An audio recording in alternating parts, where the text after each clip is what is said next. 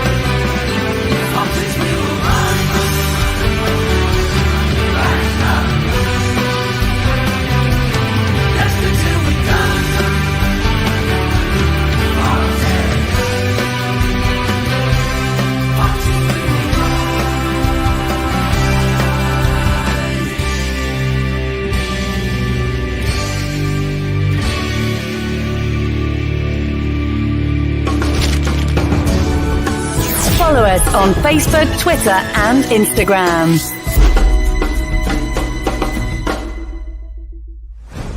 This podcast is proud to be part of the TalkSport Fan Network. TalkSport. Powered by fans. Right, Chris. All right. Yes, I bloody am all right. I don't care. Here we go. I'm going to put a 10p in there straight away. What a performance. I mean, it literally was like watching Brazil, wasn't it? I mean, definitely. I couldn't believe it. There was no defensive midfielder on. He went with the three new players all starting. He didn't mess about with the team. It was a very attacking team.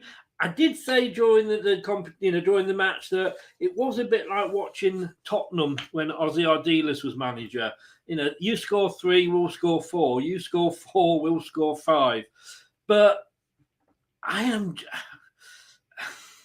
it was just so much fun. And look, I tell you what, I don't know what's been the longest, me having an orgasm or playing this, but let's combine the two. Yes! Yes! Yes! Yes! Yes! Yes! Oh, God. Oh, I'll have what she's having. That's how we were feeling, wasn't it? And I tell you what, I was sat there watching the game, and I just You didn't expect that, did you? Did you? No, I did not expect that at all. What a game! I'm gonna try and do something in a second, but look, we're gonna have a bit of fun. We're gonna enjoy this. I mean, for me, I did say best game of the season for me, certainly performance-wise, and I think result-wise as well. And I could argue that it was probably the best game for a season and a half. I mean, what pressure on the new players, but boy, did they stand up to the mark. Somebody always stands up to the mark, but only if Mark's 4'0" and 10 years old. Brad, good evening. How are you, sir? I'm very well, Chris. Everything has been very good today with everything that's happened. Yeah, kind of right with that second video. Who saw that coming? It was fun to watch, though, wasn't it? It was a joy.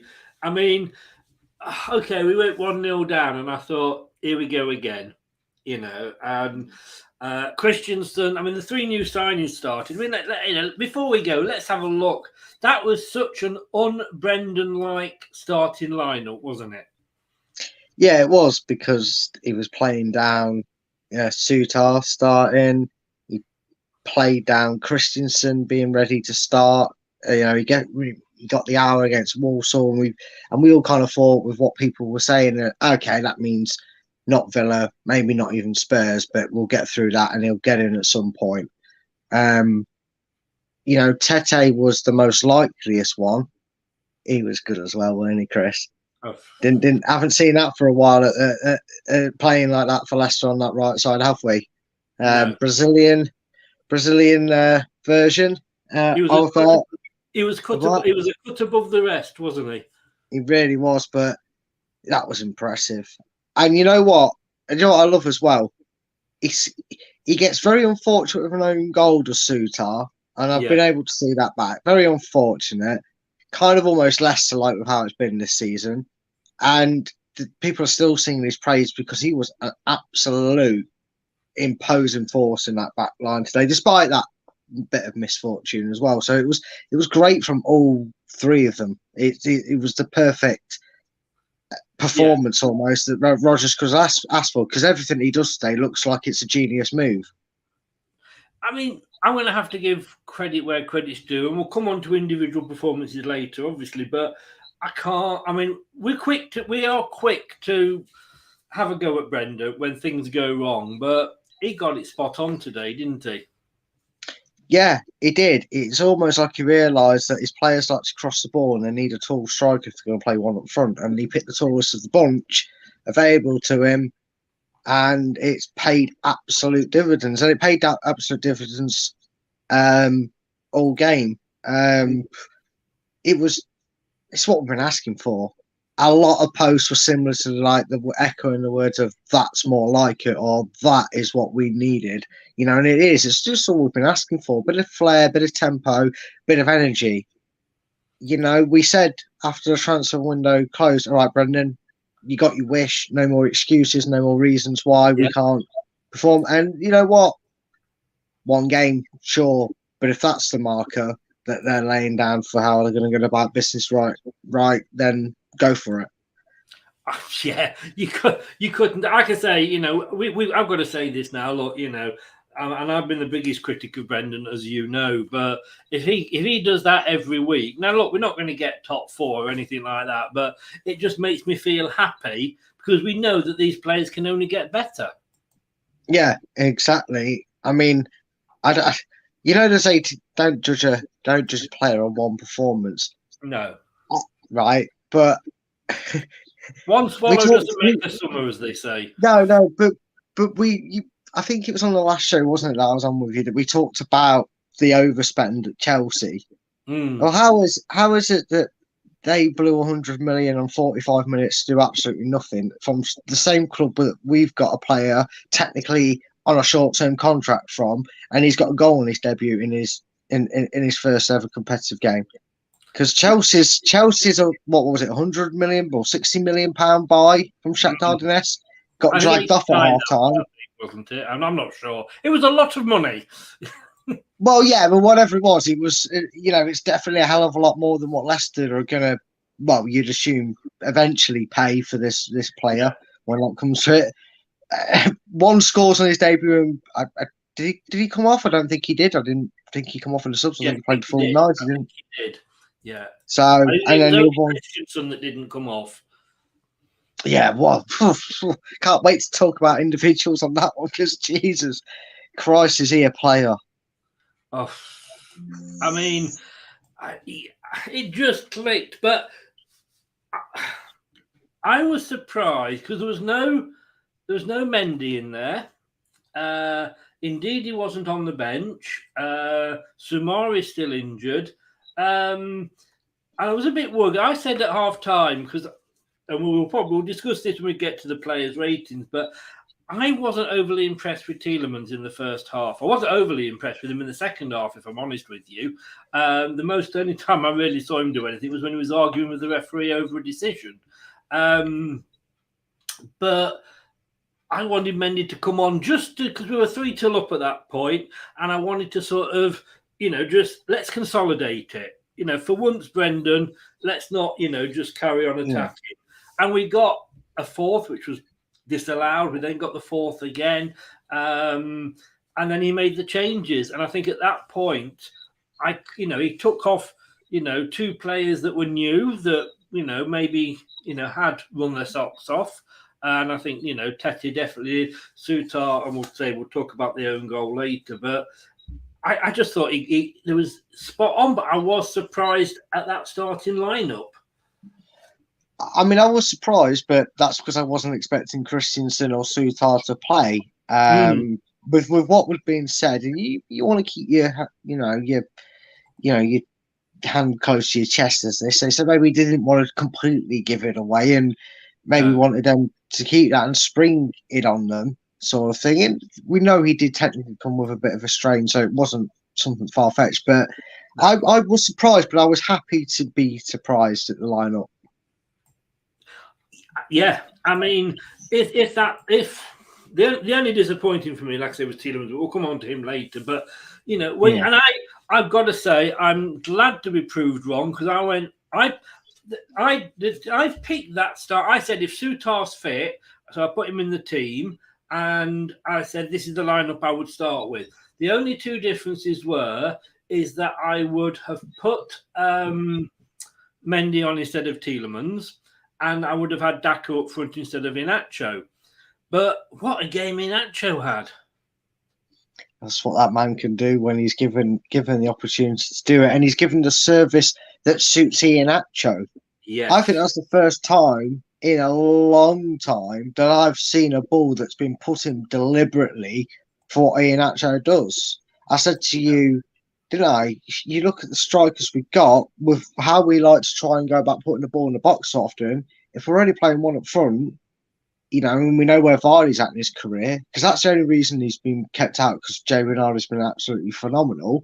If you're going to start between him and Daka, one up front makes sense in Iheanacho to play to Iheanacho's strengths. And today, 2 assists and a goal. That's a near on perfect performance from a centre forward, and that's what we know he's capable of, Chris. And hopefully this is that opportunity.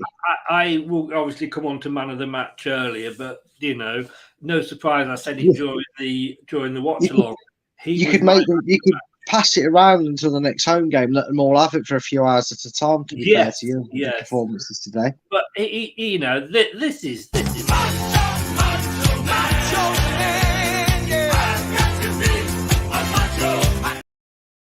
Nacho Man, oh yes, that is him. If he's not starting every game now, there's going to be some hell to play, I'll tell you. Let's quickly catch up with a few comments because we've not done them since we started. Fantastic Foxes win a brilliant game. It was great. You lived it with me. David, how are you? You were there, mate. You were there. Please, can you follow me on Twitter, which is at Leicester TID, or just search Leicester Till I Die TV. Follow me, send me a message, or you can send me a message anyway because of the way I've got it set up, and we'll have a chat about the match day thing that we were talking about. But yeah, well, what a win! What a win! I mean, literally, I'm down, and then 2 minutes later, I'm back up again. It's like a night with the ex, I tell you. Ole, we got Tete. It was definitely Tete time, wasn't it? A few whiskey coffees tonight for me, party time. Like, if you can't enjoy tonight, and I've got we know it's not going to be first on match of the day. I don't care. I don't care. I'm going to watch the day. Yeah. I've got a funny feeling though that Lineker will make sure it's in a slot of one of them games that they look at a bit. You know what I mean? Because they tend to have a couple of games that they want to look at in a bit more depth if it's not many highlights. And hopefully Leicester get one of them slots. I'm sure Lineker will make sure it happens. Because I mean, looking at the games, to be honest with you, I mean, it's Newcastle 1, West Ham 1, so that may get it. But we've got a bit. If we're not in the top 3, I'm not paying my license. Wow. Well, I'm not saying I cannot say anything that can be held against me in a potential court of law. He says, allegedly. Yeah. I'm confused now. I'm like, you West Ham or Leicester, David? Because I said earlier about you going to the match. Remind me. You just said my boys West Ham so far tonight. I'm confused. Told you, Lol, you got some good little skits. Yeah, well, it's the way I walk. Evening, Brad. It's great. Evening, Brad. Dan the man is in. Dan the man. He said, this is another claret and blue team we used to like beating. You can tell Leicester have won. Brad's had a bath. Oh, that's not true. Oh, do you know why we won? Right, do you want to know that seriously why we won? Because we have a line straight through to Jesus. So, yeah, I'd almost forgotten to play that one. Scott, welcome, Scott. Good result, and my eyes are watering. I'm getting that excited. Good result, and let's. Tete did well, buddy. He did. Well, they all did. They all did. Well, you didn't see much of the game, because can I just say, when Sean was old enough, my eldest, to go and watch football, we started to go and watch Burnley. Darryl know this. I've told him that. May have told you as well. But it happened to coincide with Chris Waddle as their manager. And I think it's fair to say that they renamed themselves Burnley Nil at the time. I'm so no side. That's my brother's time. I'm all Leicester. Okay, brilliant, David. Do message me, like I say, because we'll have a chat about what we talked about. So when I started to take him to the football, because I wanted to get my first child, it's a boy. There's no way he was not going to be into football. Do you know what I mean? Yeah. But it coincided with Chris Waddle's time, like I say, at Burnley, and they were renamed Burnley Nil at the time.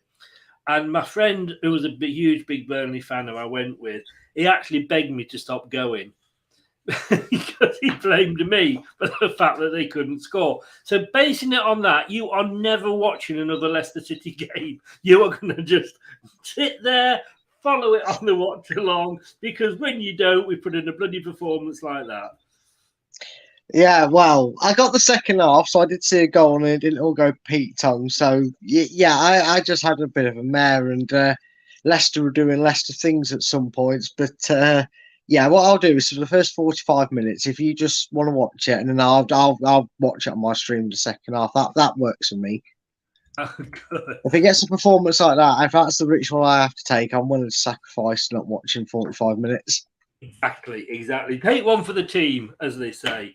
But what a performance! 9 minutes in, and I thought, here we go again. A little bit, because it's that same old Leicester feeling. You just know the edge away from always conceding a goal, it feels like. But then you look at the goal and there's not really a lot they can do about it. I'll speak about it more in the ratings, but Castagne caught napping is the reason he gets into the goal. Ward can't do anything about it. It's a well-struck shot. Yeah. That any more times than not would have hit the other part of the bottom of the crossbar and gone over the line. So it was one of them. Villa could probably argue they warranted the lead in that first 9 minutes. We were a little bit slow. If anything, It's one of them moments, and you can get the buzzer ready for this, Chris. It was one of them moments that Aston Villa knew then that they had fucked up. Yeah, I would just I like pressing me because Leicester came alive after that, and even when they got the second, I know we'll get on to it in a minute. Leicester never. You just got that feeling that Leicester weren't done. They weren't going to throw in the towel as we'd seen, and that's ultimately what happened. It was Gray who said, I think actually in the watch along, there's the 2-2. He said, there's more goals in this. He did. I saw his comment when he came on, and I was like, "You're not wrong, Gray. You're not wrong," because I loaded in and we just scored for 3-2. Because I was watching it on the BBC at that point. First goal for Villa. I mean, it was a lovely shot. It was almost, if you like, Russian linesman-esque because of the way that it came down. But I am a bit concerned about Castagne because when we had him, I mean, he was probably one of the best, if not the one of the best left backs in the Premier League. But he certainly, these last few games, he does seem to have gone off the boil. Now, is that because the whole team hasn't been playing well, do you think? Or I don't think he's got the right positioning on backtracking duties, because that's not the first game that I've noticed Castagne's got out-muscled or been caught in the wrong position or the wrong side of an attacking player. Oh, sorry. Claire Balding's coming on for Newcastle. Oh, brilliant. well, that'll get a cheer, you know. But yeah, he is my concern from the defensive performance, if I'm to have one, because they had a chance that, you know, the big blue wall got in front of in the second half when it was 3-2. I think, and that obviously it brought it level. I think Ward would have had it covered had Fires not got a foot on it, but that was a bit concerning for me. And like I said, it's not something that hasn't just happened out of nowhere. It has been happening for the last 4 or 5 weeks. Ricardo may look fancy his chances playing on that right wing position next week. Despite the win today, that is an area, a performance that you have to look at and think he needs to work on his positioning, because he gets beat on the shoulder way too easy at times. And I don't want to be negative or in a monitor, but you have to be honest about the review of the game. And despite the win, which was brilliant, and that there was blemishes, and it was the first 10 minutes, and we were weak on that side of the field when Castagna was caught flat-footed. Yeah. Doug is in. Good evening, Doug. How the devil are you, sir? Probably feeling worse than we are. Good evening. At least Scotland beat England in the rugby. But mate, if you've got to turn around to an egg-shaped ball to get your comfort, then I'm really, really sorry. Things are bad. 3 Calcutta Cups in a row. What the hell is a Calcutta Cup? Were they playing in India or what? But I just got to say, excuse me, I've got a really bad cough. Wolves. We are 8 points behind Liverpool and only 3 places behind Liverpool. We're coming for you. No, they're not doing that. No, Chris, no, you've done it. Now, I'm gonna clip this, remember it, and I'm gonna remember this when we lose. Every time I'm gonna blame you. Good evening, Doug, though. I don't know what the hell is going on at Liverpool. Klopp out, surely. Clippity clop to go. Yeah, so, excuse me, that was a proper cough. When I saw the lineup and I saw the back four, and I thought, wow, in time, that is going to be an amazing back four. It really, really is. I mean, I still got to get my head around the fact that Christian's younger than Thomas. I know, thinking, and they're both, and yet they're both still registered for free. So it shows you how young they both are, and the fact that we've got someone in like of that. Yeah, but I'm thinking this is going to be good for the future. However, I was a little bit worried because making 2 changes like that. But whether Marty was injured, I'm not sure, because he wasn't even on the bench. That might have been the possible reason. Brendan might be, sometimes things happen in football, and sometimes they just, things fall on your lap. And maybe that's just what we needed. We needed someone to do the untimely duty and make sure Marty couldn't play, so he had to play Sutar, who was probably at 70%. And like you said, Chris, you also have to take that into consideration which makes our defensive performance all that more impressive, because half of that defence was not in cohesion with the team, because they're new signings. Like you said, Dave, it was the first game for Sutar, and it was the second for Christensen. It was both the Premier League debuts. So the fact that they put in a performance, and you know what? I know we'll get on to individual times, but I still want to say I love the aggression in Christensen. When he had that wrestle on the side when we were 4-2 up and we were bullying the game, I love to see that. And I forgot, bloody hell, even Soyuncu played today. Bloody hell, what is going on today? I'm going to wake up in a minute. Which was nice to see. I know, it was the most feel-good fixture of the season, wasn't it? Everything Brendan did turn to gold, didn't it, in a way? I mean, as you know, I had a chat with BT Media in Denmark, and I also spoke to Copenhagen Sundays, which is the biggest Copenhagen fan club. They came on some shows, and they both said he was an aggressive player. And I'm thinking, thank God, at last we've got an aggressive player. Yeah. I think we all are, Andreas. We're all buzzing with the win. But yes, it is great to see. It is great to see. But and if that's how they play when it's the first time they play together, Well, let's make the most of it. We'll probably have 3 games before they start getting injured again. Wow. Yeah, there is that, isn't there? There is that, yeah. 1-0 down, and I thought, here we go. And then what a ball. Oh, Maddison. I mean, did you see that goal?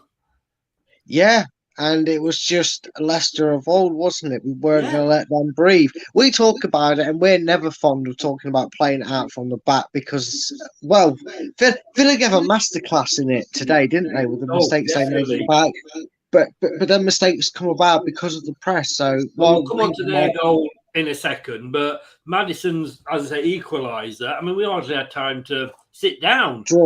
Yeah, it was the best way to kind of not even get into that mindset of, because normally we kind of hold our breath for a minute or two and hope, and then we see we've not played any better and 1-0 down, and we're going, here we go, and we really get that here we go feeling. The fact that we didn't even have a chance to let it settle in the mind, and we were 1-1, says it all. Yes. And again, I'm not sure who it was. It may well have been Gray, or told you. But somebody said best attacking midfielder in the country at the moment. That was Maddison at his best. That was what you get from Maddison when you put him in the centre of midfield and let him roam. Yeah. Just imagine if whatever nationality James Maddison is, if their country picked him and played him there, they might have won it. I don't know if he is Argentinian and just didn't get picked by the Argentinian national team because he clearly can't be English because he'd be all over an England side, surely. I believe he's got some. He has got some bloke of Irish blood in there. Well, he gets more chance to get in a bloody game. Yeah, and then.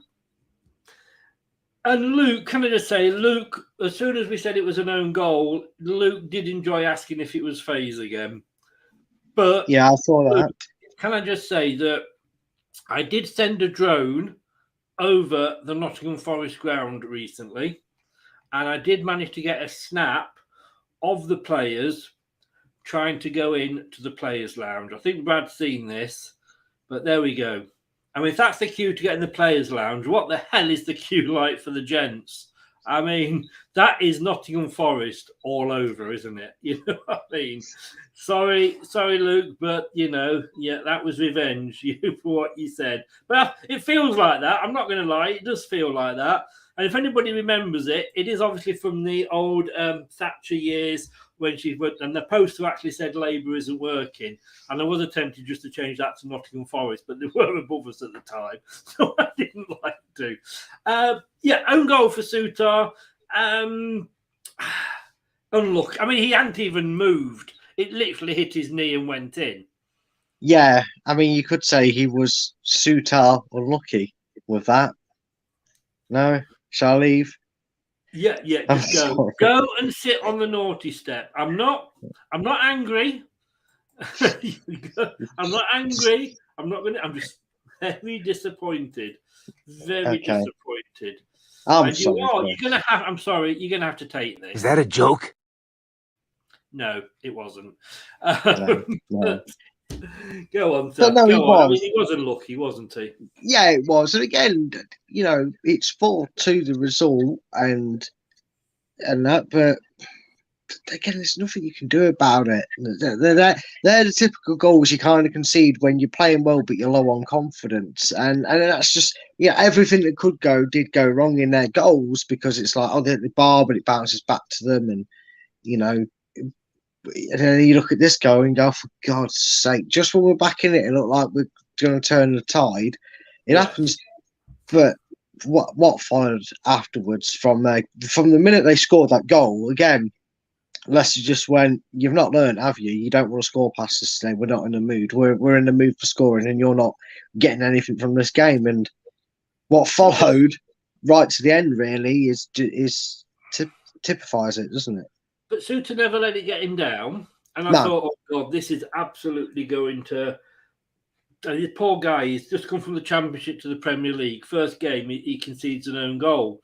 And then I was thinking, hang on a second. At half-time, his defensive centre-back partner will be taking him aside and having a word with him, because he'd done it twice a couple of weeks ago. And I think, as silly as it sounds, the fact that Wout Faes had done that, actually, I think would have helped the situation. Yeah, and I think knowing how to deal with that was why he was able to not let it phase him, because he had that support there. And you know what? Oh, for God's sake! I don't even think. It's funny when you don't know you're telling jokes. I know, right? Well, I don't even think about them if they're funnier. But no, for God's sake. That one, didn't it? Oh, I've done myself there with that one. But no, the thing is, as well, it wasn't. It's not like we're trying to big him up because of the own goal. He made a very crucial block in 3-2 early in that first half. He made a perfect tackle, and he did that well, and they all did. But Wout Faes and Sutar did that pretty much the majority of the game. That even in the second half, just when Villa thought they had the door ajar, they were slamming the door shut. So they were resolute, and if that's what they can do when they're not been playing or training together for long at all, then, like you said, imagine what it's going to be like in a week or two's time. I don't want to, because I know I'll be disappointed. Yeah, you just know, don't you? Oh, yeah. Cheers, David. I'll message you after the show. Thank you very much. And I just realised, and I owe you an apology, I actually got my goals wrong, because it was the first goal that they cocked up with playing out from the back, wasn't it? Yeah, it was. So I apologise for that. I was thinking, like, hang on a second, we'll talk about the second goal in a minute. It was the first goal. So I just want to go back to that, because they did play very Leicester-esque, didn't they? Yeah, I think we hate playing it out the back. And then you love to see it when you play an aggressive style like that and get in the faces. Because when you do that, it proves why I have to be very confident and quick on the ball, which Leicester were when they played out the back today. They were confident and quick on it. But when you don't, and Leicester play the way they do and they get in your faces, you make that mistake. I mean, Ian Atcho, I know he, graciously get the assist to Maddison, could have maybe taken it himself. It reminded me almost of when he robbed, was it Fred in the quarterfinals of the FA Cup that time? Yes. It was almost like that. And that played to Leicester's hands. And I mean, I was watching that, and I actually said on the watch along that, and if you play it back, you'll hear what I said. That Brendan Rodgers, if you want to see why playing out the back is such a crock of shit, or worse to that effect, hang on, there we go. Watch that, because that's what we are doing every time we try to play out from the back. He played it to a guy that was stood on the penalty spot. That was my Sean Connery impersonation there. Spot. And there was like 3 defenders across. We all had players on there. We were doing such a high line. We've got all attackers on them. And like you say, he just totally and utterly lost it. And Kelechi, I don't think Kelechi could keep it under control. But my God, Maddison did, didn't he? Yeah, he did. He did well, because he had to deal with some negotiation there just to give himself the free side to goal. Yeah. And yeah, Karma personified just finished it away, and that came with everything you had today.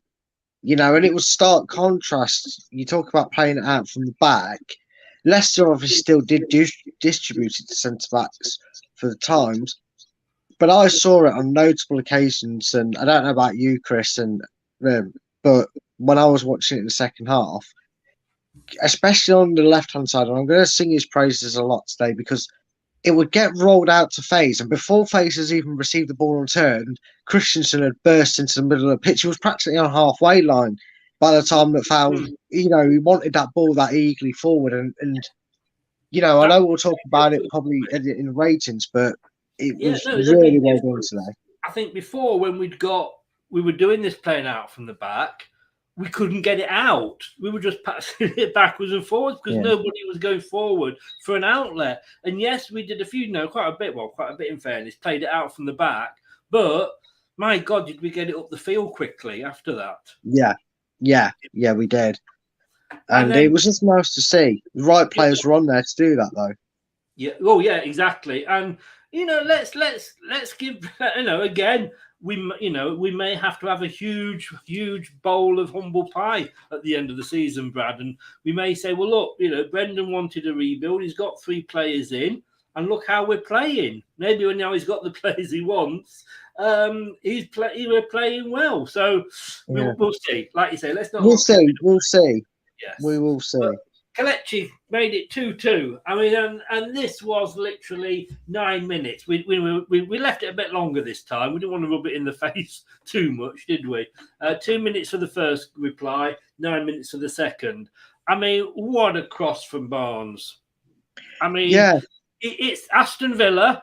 It's Harvey Barnes. If he wasn't going to get a goal, he's going to get an assist. But Kelechi, I mean, I can't remember the last time I saw a headed goal by a Leicester player. No, strange enough, I can't think of the top of my head. And do you know what? I said this back. Well, You're on the form today, aren't you? I'm on brilliant accidental form over here. But yeah, I actually can't remember. I can't remember one either myself. But I said to you before we came live, didn't I? I said to you, it's amazing what happens when Leicester's main form of direct attack is a crossing from the left or a crossing from the right.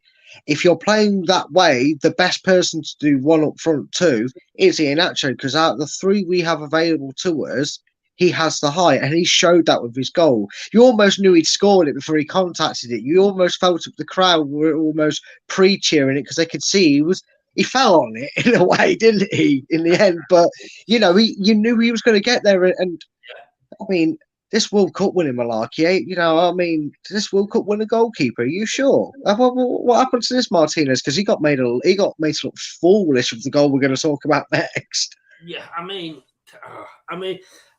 the thing, at 2-2, we went 3-2 up. Because let's face it, again, so un-Leicester-like, because it's usually us that concede a goal just before half-time.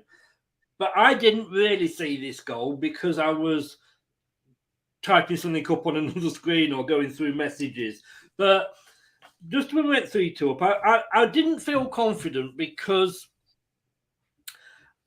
It's Leicester?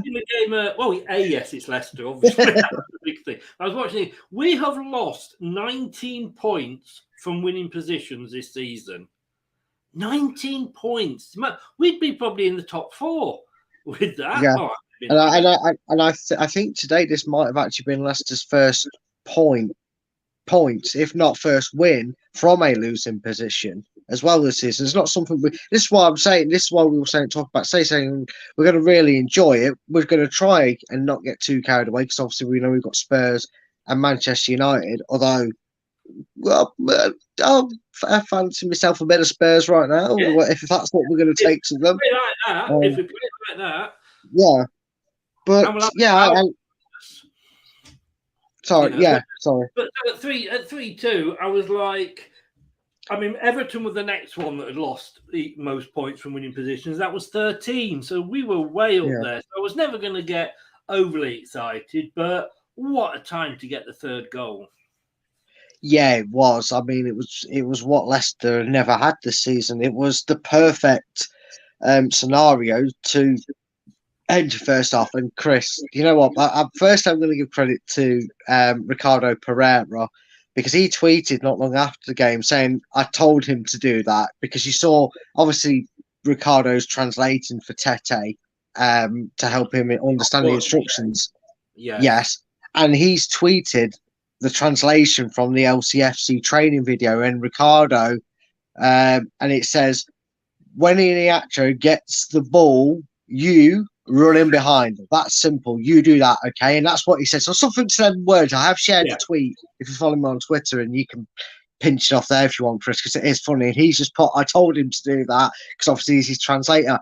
The goal was absolute perfection of it. Iheanacho didn't even look. He knew Tete was on his right. He knew Tete was absolute dynamite. And he told him, and that was it, something actually in the translation as well, that he told him to go round the goalkeeper. He told him, your job is to get the ball off Iheanacho if it's played to you, and run round the goalkeeper with it, and he's finished to do it. Like I said, I know this Martinez won the World Cup and is one that, Arsenal fans still talk about in a good light, but he got made to look Sunday League standard with that goal because he just put him on the floor. But he'd have more chance to catch his shadow than he was catching Tete with the football at his feet. A lot of people were coming into the chat saying like, "Oh, how are the new boys doing? How how are they playing?" And this, and I had to be honest with you. I said, "Well, Christian. I keep calling him Christian. Christensen. I said he's like he's another class. Do you know what I mean? I said he's bossing it. I said, yeah, Suter. I'm not blaming. I don't blame anybody for an own goal because you never score an own goal on purpose. Yeah. I can't imagine that's what he was hoping would happen if you told him he was going to score a goal on his Leicester debut. That's say that. But no, you're not going to do it on purpose. I suppose maybe if you play for Juventus, allegedly. I don't know. But you're not going to score. Allegedly, yes. Allegedly. Allegedly. But you're not going to. So I'm not going to. And I said, you know what? You can see him because he stood taller than half the Villa players. Yeah, I said. And the thing is, you can tell it's not Vestergaard because he actually gets higher. And he moves. He was heading those balls out. But I actually said about Tete, I said, if anybody, he's actually had the slower start. He was a bit on the in the first half, he was on the sidelines and he wasn't maybe getting into the game as much. My God, once he'd scored that goal, it was like another player. Yeah, it was. And I know, obviously the goal gives you confidence. But wow, I mean, it was a fair play to the guy. Like I say, and I didn't think he wasn't playing badly. I don't think anybody played badly. But I've got to say, he wasn't impressing me as much as the other two. No, he wasn't, and Leicester was slow to get going. We did say, if you're going to do it, be really picky. It's the best 80 minutes I've seen Leicester play because in the first 10 minutes Villa were on top, and I'd even argue, and I know people might say, well, it's easy to say that when you've won, but no, they were deserving to be in front. They were on top. We were slow. We were a bit apprehensive. And then, you got 3 new bodies in there. You're bound to be a little bit apprehensive, but also given our form as well doesn't help things. But the response was not just immediate in terms of the goal, but we were taking the odd chance that was coming our way. When we grabbed hold of the game properly, Tete was always going to get his moments to shine. And dare I say it, I'm not suggesting he is here. I'm saying this tongue-in-cheek. The performance comparison to memories I've had of Mahrez, that was very him-esque, wasn't it? He cutting inside, taking shots from the edge of the box, trying to curl them in. He got in the middle of the box. He was where he needed to be for his goal. It did have shades of what we've been asking from that right side for a long, long time. Remember Diabata's debut, 2 goals. Yeah, but this isn't Peterborough. This is a very well organised side. They need tore to shreds today, to be fair. I remember but no, he plays like a Brazilian. Well, yeah. I mean, he even showed a little bit of flair with his step overs and dribbling, didn't he? It was like, am I watching this? I mean, if this, I could say we're looking at one performance. Of course. But if this is the performances that this guy can do, and he did this on the first game, then if we don't sign him next summer, we need to go down there and we need to drop bloody Brendan Rodgers in the, I know it won't be down to him, but in the saw. I mean, It was fantastic. We went into half time 3-2 up, and I'm like, is this for real? We've literally been behind twice, and we are now in front. This is a Leicester. And like I say, having seen that stat when I was watching the Everton-Arsenal game, that Leicester had lost so many points from winning positions, I didn't get carried away, although inside I was. And I'm like, if we win this is the highest ranked team that will have beaten. They're not quite top 10, They're not. They were 11th and still are 11th. So they didn't quite get into that sort of top half team. But yeah, we've drew with Brighton, but we've never beaten anybody in the top 10. And this was the nearest. They were 11th. It's just finished 1-1, by the way. Newcastle, West Ham. Yeah, I just saw that. Right. That's probably saved Moyes' job again.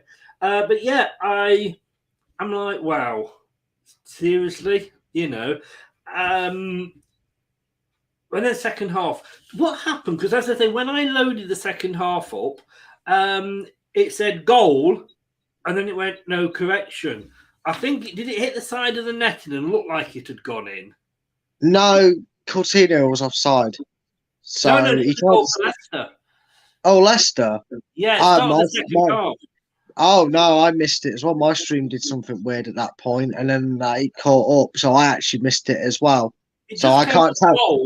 And I'm like, because in fairness, everybody's was being very nice and no spoilers in the chat, and I'm like, oh God, what? Who scored? But before I could, it get correction, and then I'm waiting like a minute, which seemed like 20, for it to catch me up on the stream, and.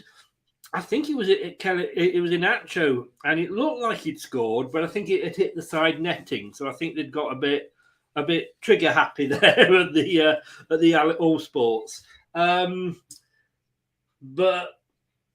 we didn't. I can't say in that second half we looked trouble. I mean, there was a big period where they were throwing everything at us just before we got our fourth. They were going mad at us. They were throwing the kitchen sink and everything, but. To no effect, though.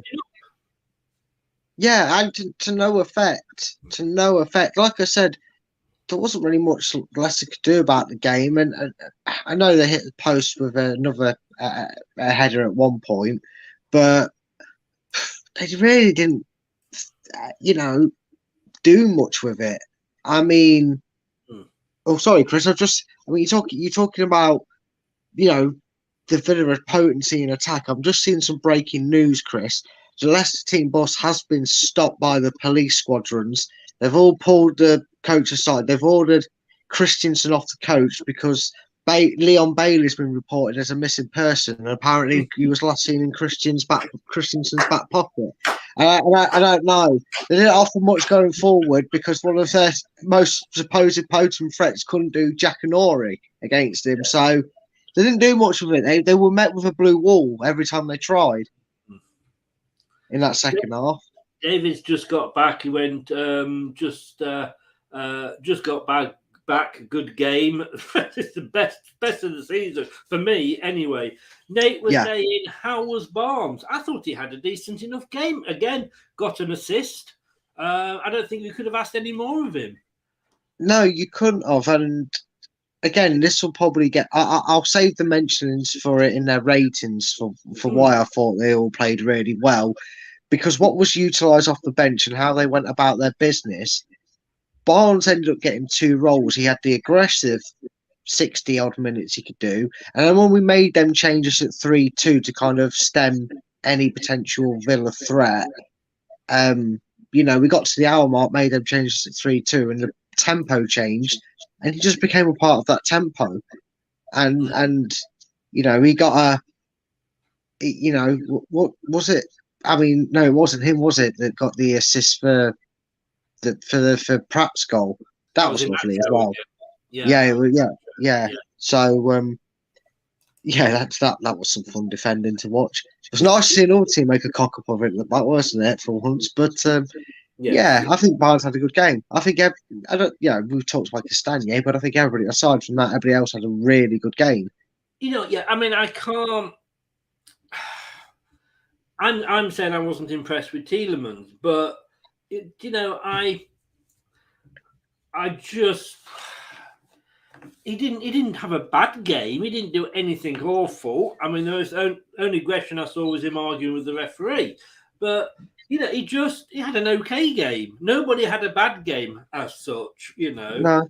But then on 67 minutes, we had a trio of changes. Inacho went off, Vardy came on, Madison off, Pratt on, Gooseberry Hall off, Mendy on. And I thought, hello. I mean, like, he got that right, Rodgers, again. But I've got to say, looking at that, I just can't see at the moment. I'm sorry. Like I say, if Jamie Vardy walked in this room now, I'd bend over, drop my pants, and say, "Let me have your babies." But I just wonder if I just think he is at the end of his career now. Yeah, I think Jamie's no fool. He would have known that. He would probably hope and say he probably feels he's got the legs to do it. And look, Vardy did get technically an assist in one of the goals, didn't he? I think it was for the.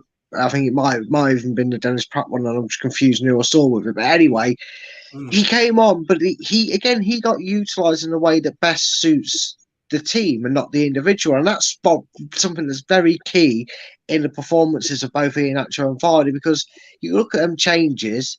He puts on a very good defence midfielder. He puts him on. He puts Dennis Pratt on, who's not going to harass and oppress the occasion as well as a Maddison does, but he's going to be conservative. But when he sees opportunities, he's going to take them, like he did today. And Jamie Vardy, he will come back and do the dog work. He will come back in his own half and be that defensive forward. So even though we may not see the goal prowess of Jamie Vardy in terms of scoring, he's still a menace, and that's exactly what we want from Jamie Vardy. Chuck him on with 20 minutes to go, 15 minutes to go, whatever, and we'll have a decent year out of him. He'll contribute well. Did you hear that then? Hang on a second, I can hear something. What is it? Arteta out. Oh, yeah. Arteta out. Anthony, good evening, Anthony. How are you? It was an amazing game, mate. An amazing game. Yeah, better than yours was for you. Yeah. How does it feel being beat by Burnley when they're in the Championship? Sorry, I mean Everton, because it was two ex-Burnley players. I got confused, Chris. It was two ex-Burnley players that Dice trusted to be top of the league. You just know, don't you, that all, not Anthony, all the Arteta out brigade will be warming their hands up now, going, yay. We were finally justified to say something. That's what they'll be doing.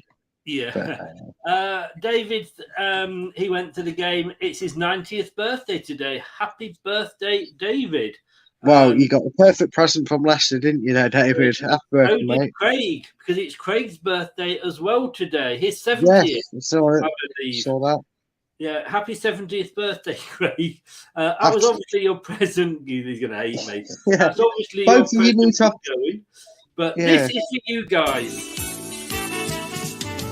Have a happy birthday from us to you. Radio Luxembourg at its best. Yes, happy birthday to you both. What a birthday present. What a birthday present. And then we have the audacity. We had the audacity to go and get a fourth. Yeah, we did. And even though we'll look at the stats shortly, I know that. But in that period, we were digging in deep, but we were still being positive. We weren't 11 men exactly behind the ball, because when we had it, we tried to find an outlet and break on them, but we frustrated them. And that's why it just, everything falls in your lap when you're making good decisions. When you make decisions and they work, you're a genius, and that defensive team suddenly had a bit of a press because Villa were committing bodies forward and more players forward to try and get the equaliser. Leicester played the ball over the top, and you played dancing with Tete in the watch along earlier, but that defender danced all around the ball and missed it every way it swung at him. Yeah. And Pratt stole in, and I'm so happy. Like I said, it was one of the most feel-good games ever, because Pratt comes on, he does a job, he scores a goal, and he really celebrated it. So I really hope we don't lose him in the summer, because we need that here. And yeah, and then all of a sudden Leicester fans could afford a smile. Brendan caught himself smiling at full time, didn't he, Chris? So we know it's good when Brendan can afford a smile.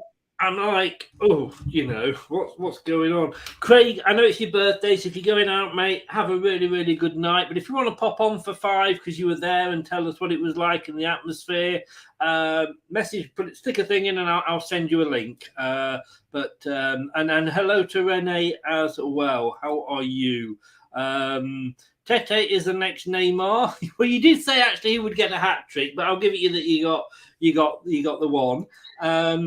Yeah, I mean, we then saw a couple of other players go off. We saw that's the Australians. That's the Villa players.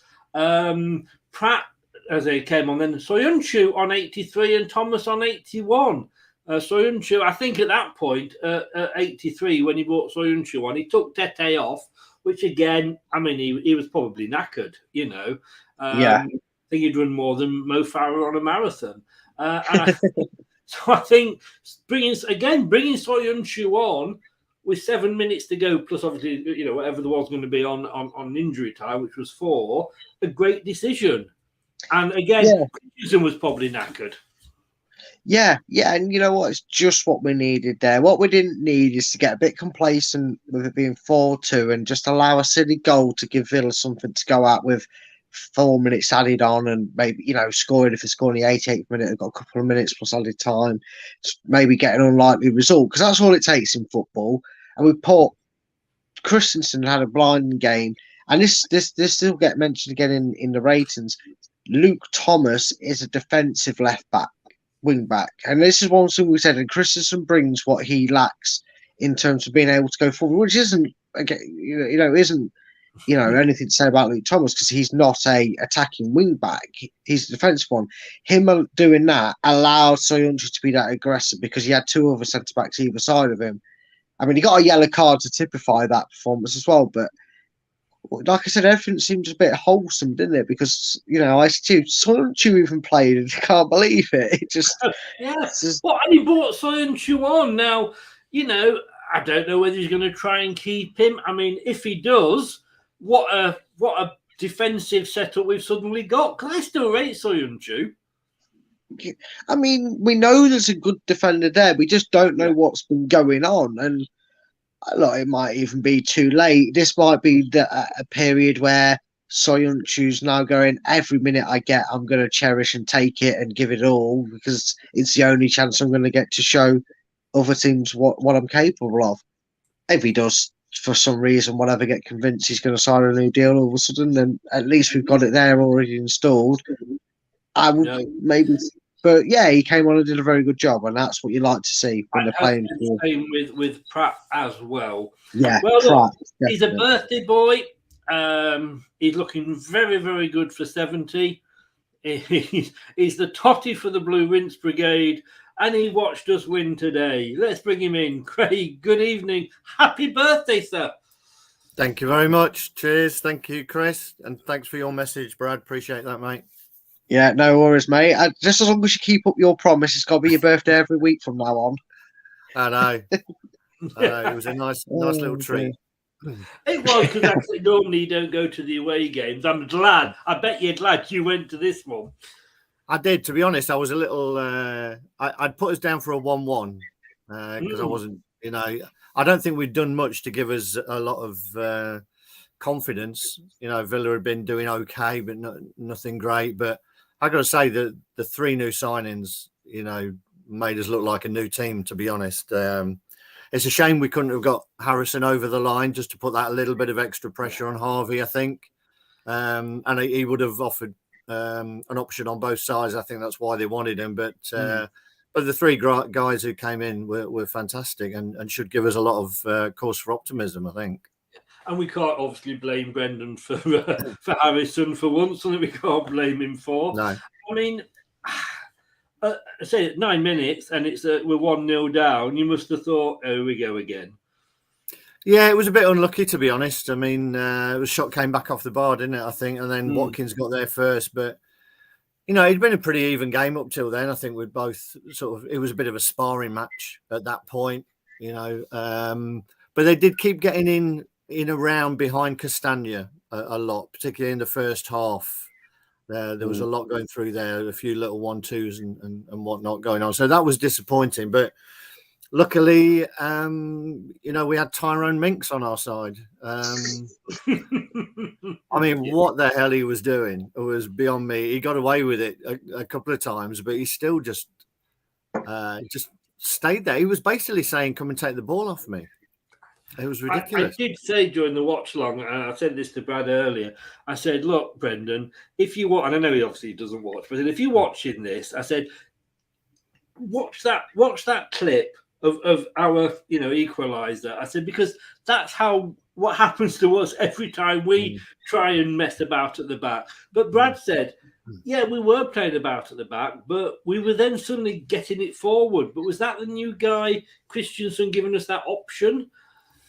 Well, I think Christensen gave you the option because he was galloping down that left-hand side, I think. But also, Tete was hugging the touchline and held his position a lot. So he was an outball. So in the weeks gone by, whoever's been playing on the right has had a tendency to drift in field. So you get the ball, you look up, you haven't really got an option.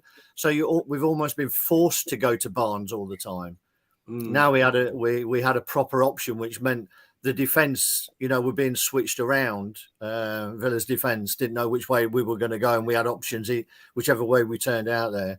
And yeah, that was it was lovely seeing Riyadh back, I got to say.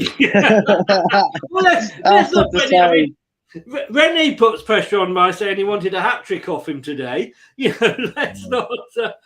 Are we getting too excited too soon? I mean, like Brad said, we've not had much to cheer about, and this is probably the best performance of the season. Yeah, we were walking back and saying with anyone like Rafinha when he was at Leeds, Richarlison at Everton, you're going to get some dodgy games from him, but you're also going to get off your seat a lot, and I think that was the important thing. And cheers, Renee. And he was doing the tricks. It's a long time since we've had people doing step overs and God knows what. And there was one, I don't know whether the cameras caught it. There was one in the second half where he did a stud sort of rolled his foot over the ball and megs to Ashley Young or whatever. Yeah. Ashley Young retired when he did that. Yeah. I'm sure I bet, that is a player who's going to put a smile on the face, and he looked like he had end product. And what a calm finish as well for his goal. I'm worried about, because again, we know we've got him on loan and we know why we've got him on loan, etc., etc. But it's a case of we've got to get, if he plays that well, and I mean it's only one match, but if he plays that well, we've got to tie him down. We've got to have a word with Shakhtar, haven't we?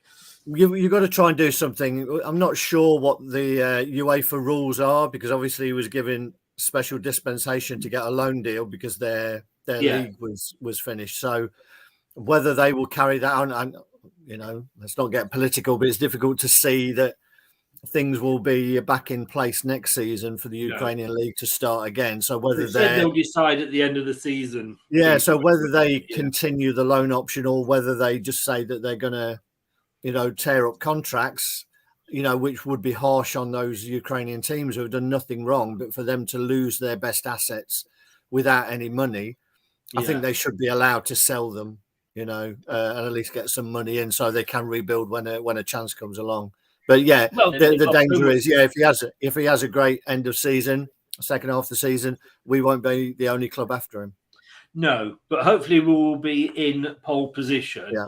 And hopefully we don't lose him for the sake of 5. I can't believe I'm saying this about Leicester City, but I hope we don't lose him for the sake of 5 million. I'll tell you what else I really liked as well. Talk about Christensen and Suter. Unlucky with his own goal, so you can't hold that against him. No.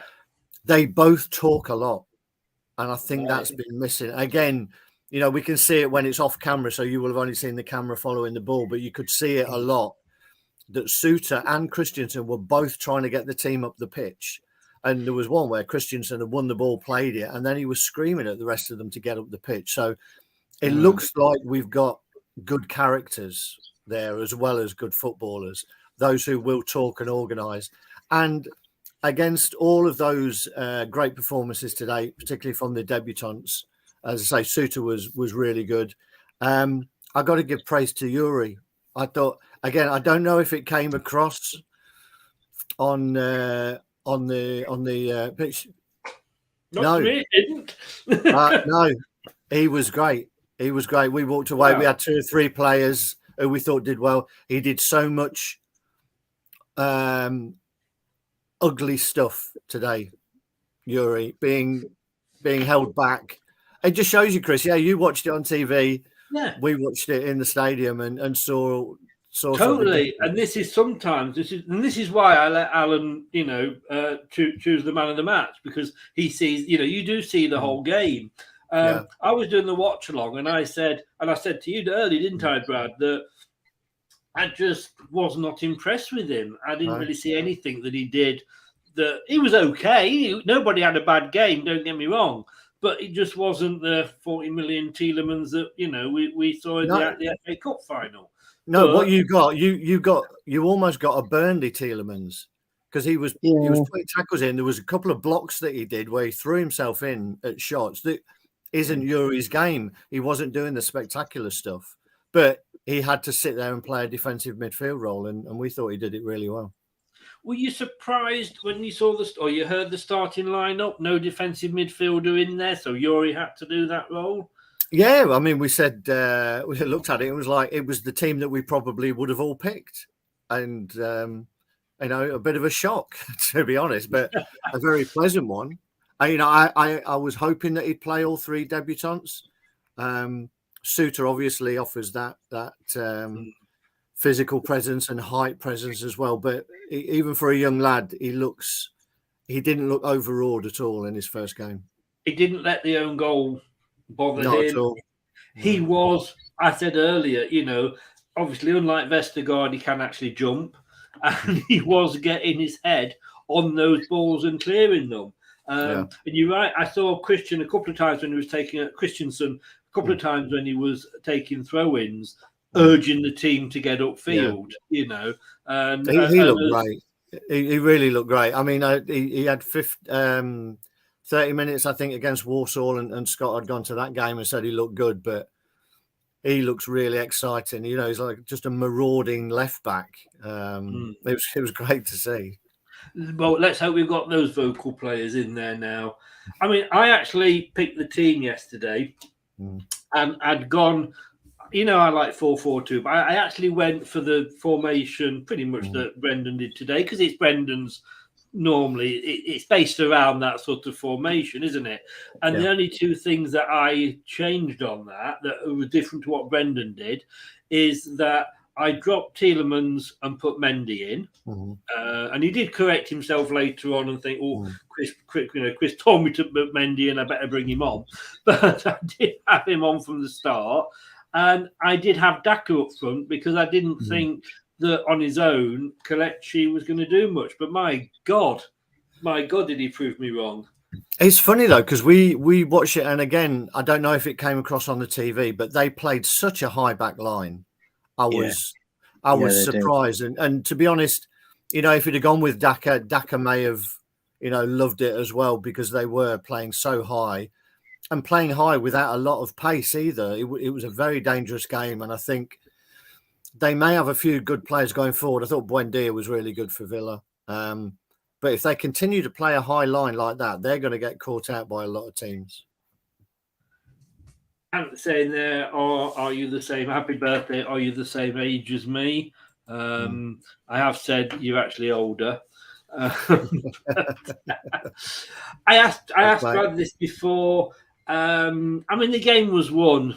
Although it was 3-2, they had that period when they were throwing everything at us. And I tell you what, Brad said it, I said it. That if that defensive back forward can stay injury free, and they're like that on the first time of playing together, what they're going to be like. But remember Jamie Vardy when he came on. Well, a couple of things on the back four. We thought Castagna was struggling a little bit today, particularly during that.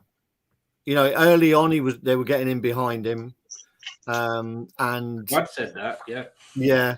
And late on, I think when they had that sort of 15 minutes, I think it was just after Maddison went off. I think they had a good period, and Castagna was struggling a bit. They were playing little 1-2s in behind him, and just not doing the getting the last ball right. Vardy's an interesting one at the minute. I'm not sure. I think he wants to do it. I think his body's just letting him down a little bit now. He doesn't have that little burst over 3 or 4 yards, which is what gets him away from players. Usually, once he's away, they're not going to catch him. But it's that first little bit. But I'm not sure. I think it was probably right decision. I don't know whether Daka would have offered anything at that point. If you were going to bring Daka on, it would have been a bit earlier on, I think. I suppose Jamie offers a little bit more defensively, doesn't he? He does, and I think he can give you a lift as well. And the opposition don't like him, so he sort of he offers more, than just his footballing ability. He can lift a team, when you need it. I think sadly we are, coming to see the end of his sort of legacy, as it were. But I mean, he'll still get 20 minutes here or there, I think. But I'm not sure he's someone who's going to lead the line anymore. Mate, thank you so much for coming on. It's your birthday. Go and have a great night. I'm Cheers. glad we got 3 points for you. Yeah. I hope Leicestershire Fire Brigade are on alert for when the candle's lit. Cheers, mate. Appreciate you that. hate me, don't you? You hate Yeah. me. Just to confirm, we are going to stick. So with the previews, we are sticking with Thursdays, by the way, if that's okay. Okay, cool. Brilliant, mate. Have a good Right. birthday. Thanks Cheers. very much, mate. All the best. Thanks, Chris. Cheers, Brad. See you soon, mate. Cheers. Bye. Isn't it funny how you see things totally differently at the match?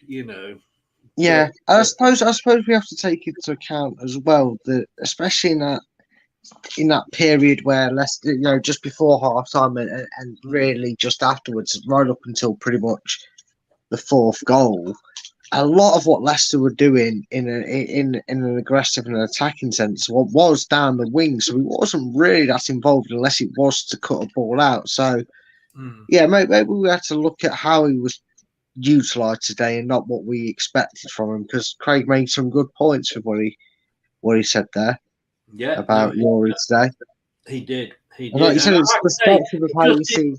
It just didn't come over on the telly, But like I say, that's the way it is, isn't it? But we're not going to go great details into the stats, because obviously we had Craig on there, so we're just going to quickly touch on the basic ones. And here we go. So it was 4-2. I mean, 4 different goal scorers. I mean, we've struggled for goal scorers this term, haven't we? Yes. Maddison and Barnes were on 7 each. Maddison's got 1 ahead now, but it's great to see other players going on. Leicester, we had 9 goal attempts, 5 on target. None of them were blocked, and we had 4 big chances. 37% possession, 334 passes, 24 tackles. But the big one, as you will always say to me, on the left there, Aston Villa 2, Leicester City 4. For me, and like I said earlier, it's certainly of this season, it's the best performance, and it's the highest team, like I say, that we've got any points off.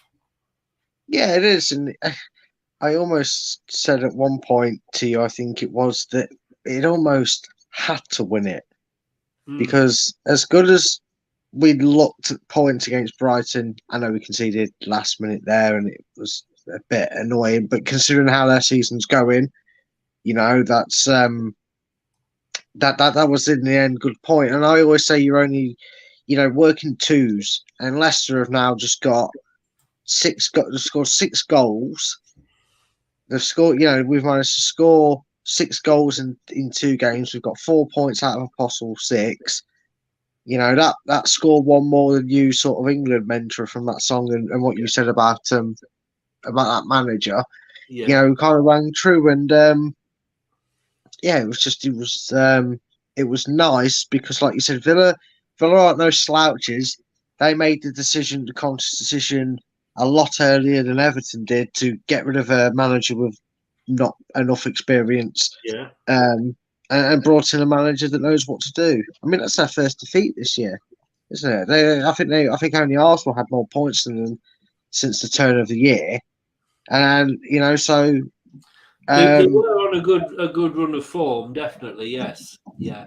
So it makes it even more impressive.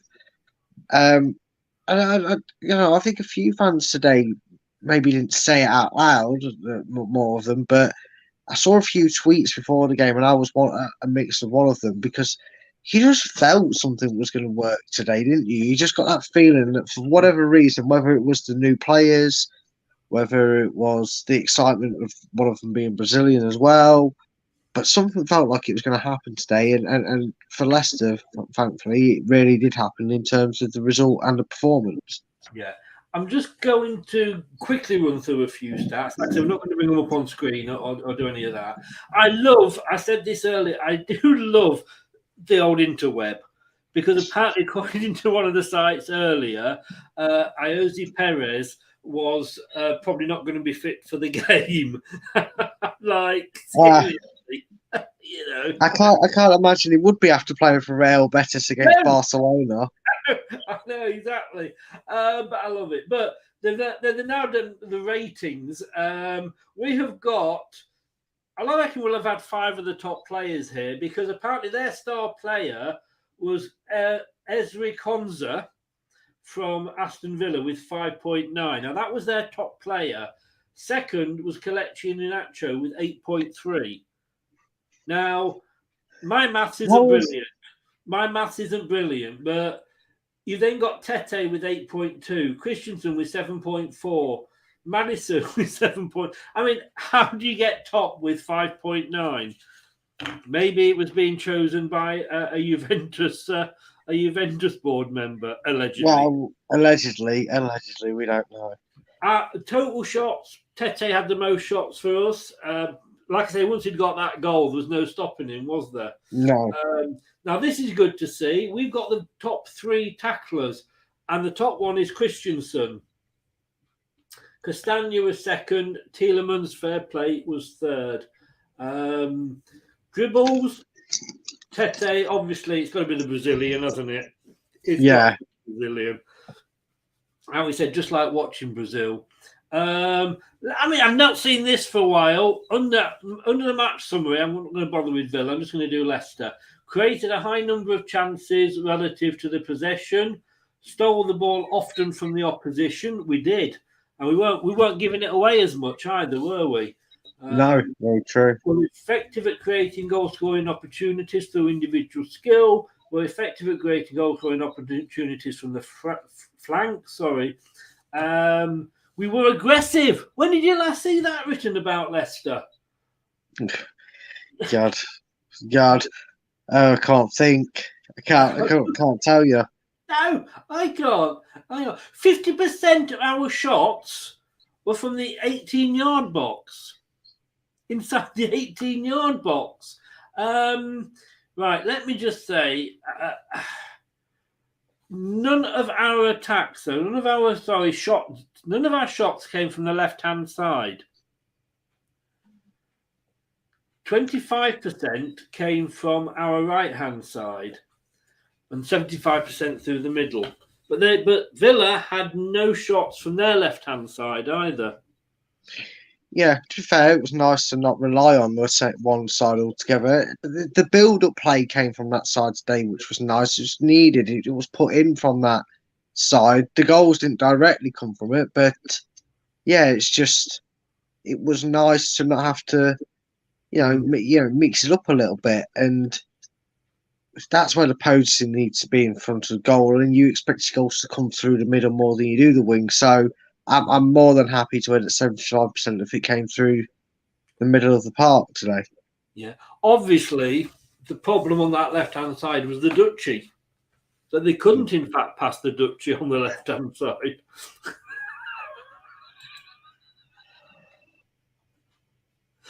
No, just...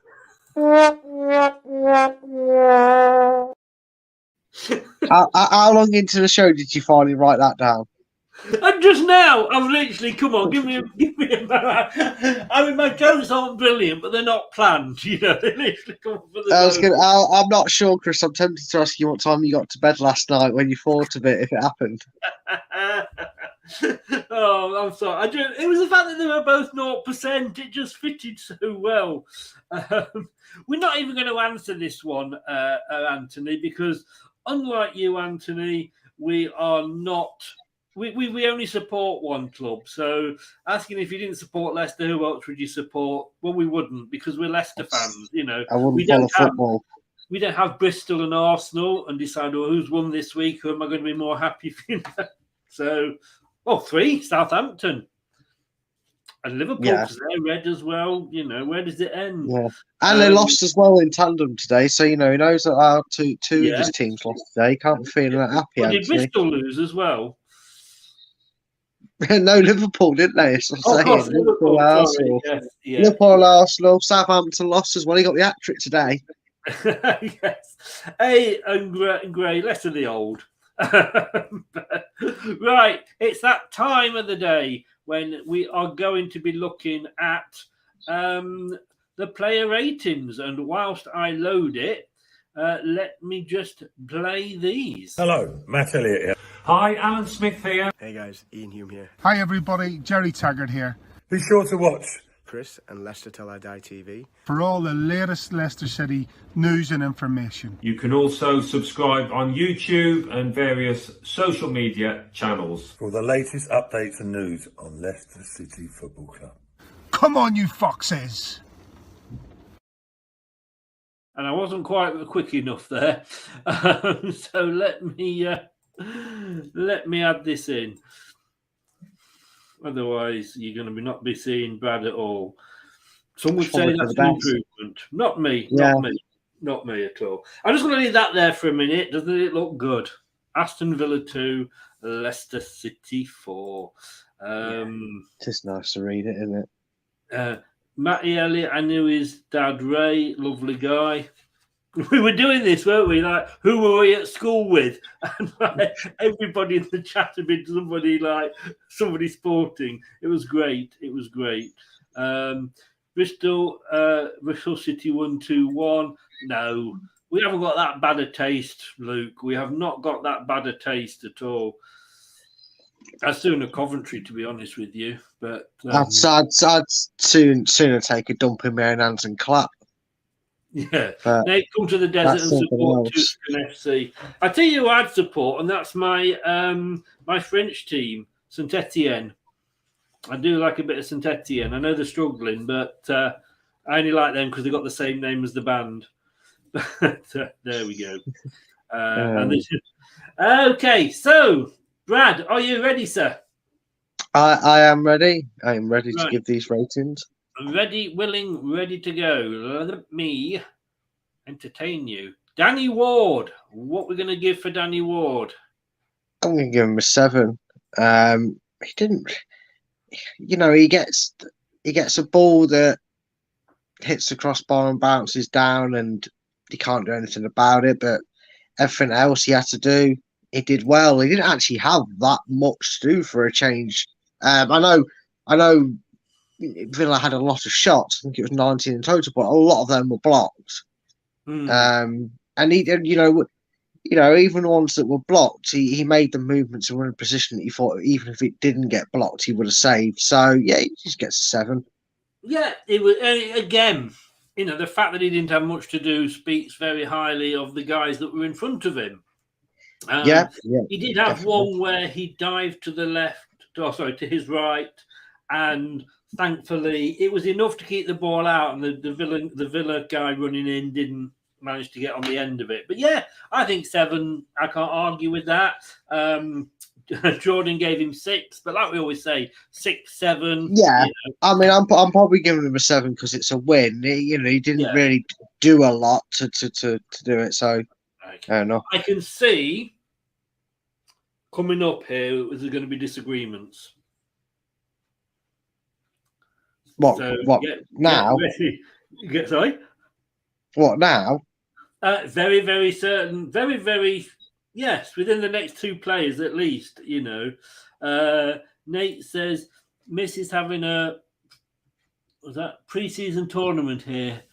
Might go watch Shaqiri play. MLS, sorry. I was in Miss. Should have gone to Specsavers. Might go to watch Shaqiri play for $10. Wow. Not bad value. Yeah, told you bro's giving him a 7 as well. Castagna. Big Tim. Not little Tim. Attacking wise, he wasn't that bad. He got forward, he kept up well with Christensen on the left to get into the attacking position as quick as possible. But he's a defender first. He's a right back first, you know. He got done a few times. He did not react to the ball coming off the bar. He was caught flat-footed. He was called ball watching. And that's ultimately why Watkins had the free run to smash it into the net. I'm going to give him a 5. I think if you're looking at one player that didn't have the greatest shining moment, Castagna was probably one of them. Far too easily was he cutting on. And it's not the first game that's happened to him defensively. So, yeah, a 5. I would agree with you, everything you've said there. Jordan gives him a 6. He was far too slow to react to the opener. So he got a 6. So 5, 6 again, pretty much. But now then, here's where it could get interesting. Because I don't think I'm going to agree. I did say we might differ on a few, but I don't think we will, having sort of had the conversations. But I think you might be disagreeing with a certain Mr. Blackwell. Harry Suter. I've got a funny feeling I'm going to end up punching this Blackwell in the face here because I'm going to go for an 8. He didn't. The own goal, nothing he could do about it. No. First taste of Premier League football. He's been training off the back of a hip injury. Probably wouldn't have played. We get a feeling for if Amartey's injured, and that's why he wasn't on the bench today. But I think if you're going to give somebody a complete new team, and he's already got a teammate that's just about as well ingrained as he is at that point, in Christensen on that, and that's his defensive partner. I think he had a good game, and so I'm going to give him an 8. An 8. Great 6, I think, for that was for Ward. Castagna 6. Castagna 6 for a couple of people there. Ward 7. Can you stick the name next to your votes? Because in case I miss them, we can see who they are for. Then it helps to know who you're giving the points to that way. Then. Yeah. 6 for Castagna, 8 for Harry. Agrees with you there. Jordan said he put in a few fine tackles when 1 versus 1 against players dribbling at him. Otherwise, he was. Oh no, sorry, I'm reading the wrong player. He was unfortunate with the own goal in what was actually a quiet first half for the big man. That's not necessarily a bad thing for a centre back, though. He gave him a 6, which I think is a bit unfair, to be honest with you. The way you was going on about it, I thought it's got to be a 6 he's given him, because 7 I could understand, to be fair. But 6 seems a bit. See, this is what confuses me about him. Isn't it? Seems a bit harsh. Seems it, but he praises him, gives him a 6. He gives Castagna a low performance with not much. Mentions that he didn't have the greatest game defensively, but gives him a 6. So I don't understand him sometimes with the way he comes to these conclusions. But there we go, each to their own. Yes, yeah. Now, Anthony, I've got to totally and utterly disagree with you here. What match were you watching, sir? But it's opinions, and this is your opinion. And he's given Suter 5. You can't just give it for the own goal. No. You can't just give it for the own goal, because what would you do then if one of your players scored 2 goals and then 1 in the wrong net? So you got 3. You're going to give him an 8 because he played well and got unlucky with the goal, or you're going to give him a 6 because he scored a lone goal even though he played really well? You can't. That's the thing. You've got to take certain pivotal moments out of the occasion and put it on an overall performance. And that aside, he was fairly solid. He was one of the main causes to why every time Villa seemed to try and shoot in that second half, it wasn't getting through. Yes. Yeah. No, I totally agree. No player deliberately puts the ball in his own net. No. I think it's harsh to do that. But then again, this is an Arsenal fan, and he's probably painting Arteta out on his walls as we speak. Love you, Ant. Talking of Ant, that's Big Ant, Little Ant's in. What a win. Hashtag Brendan out. I know. I believe in Leicester, all the kitchens are cooking a load of humble pie ready for the end of the season, Ant. How the devil are you, sir? What a win. What a win. About phase. He grew in confidence. I think once he realised the sort of no-nonsense individual he had next to him as a centre-back partner and what he had as an explosive left wing back in Christensen, he kind of realised he was more at home with his defence around him and the way they like to go about the business. Yeah. And it's shown at points. He made some vital blocks. I mean, most notably, the one at 3-2. Bailey escaped Christensen's pocket to have a shot at goal, or it might have even been Coutinho, and he got a block on it. We talk. The reason Ward gets a 7 is because he didn't really actually have that much to do, but Wout Faes was just as good as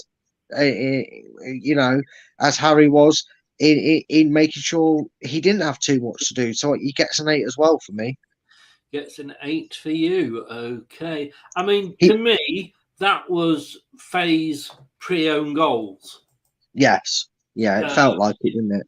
Yeah, he got the ball, and a couple of times I saw him just boot it upfield. It wasn't a pass; it was just a boot upfield. If you up there, get on the end of it. But I'm getting it out of the out of our danger zone.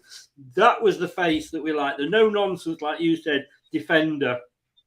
And it was good to see him back. And like I say, I loved, and obviously scoring 2 own goals is it's never good.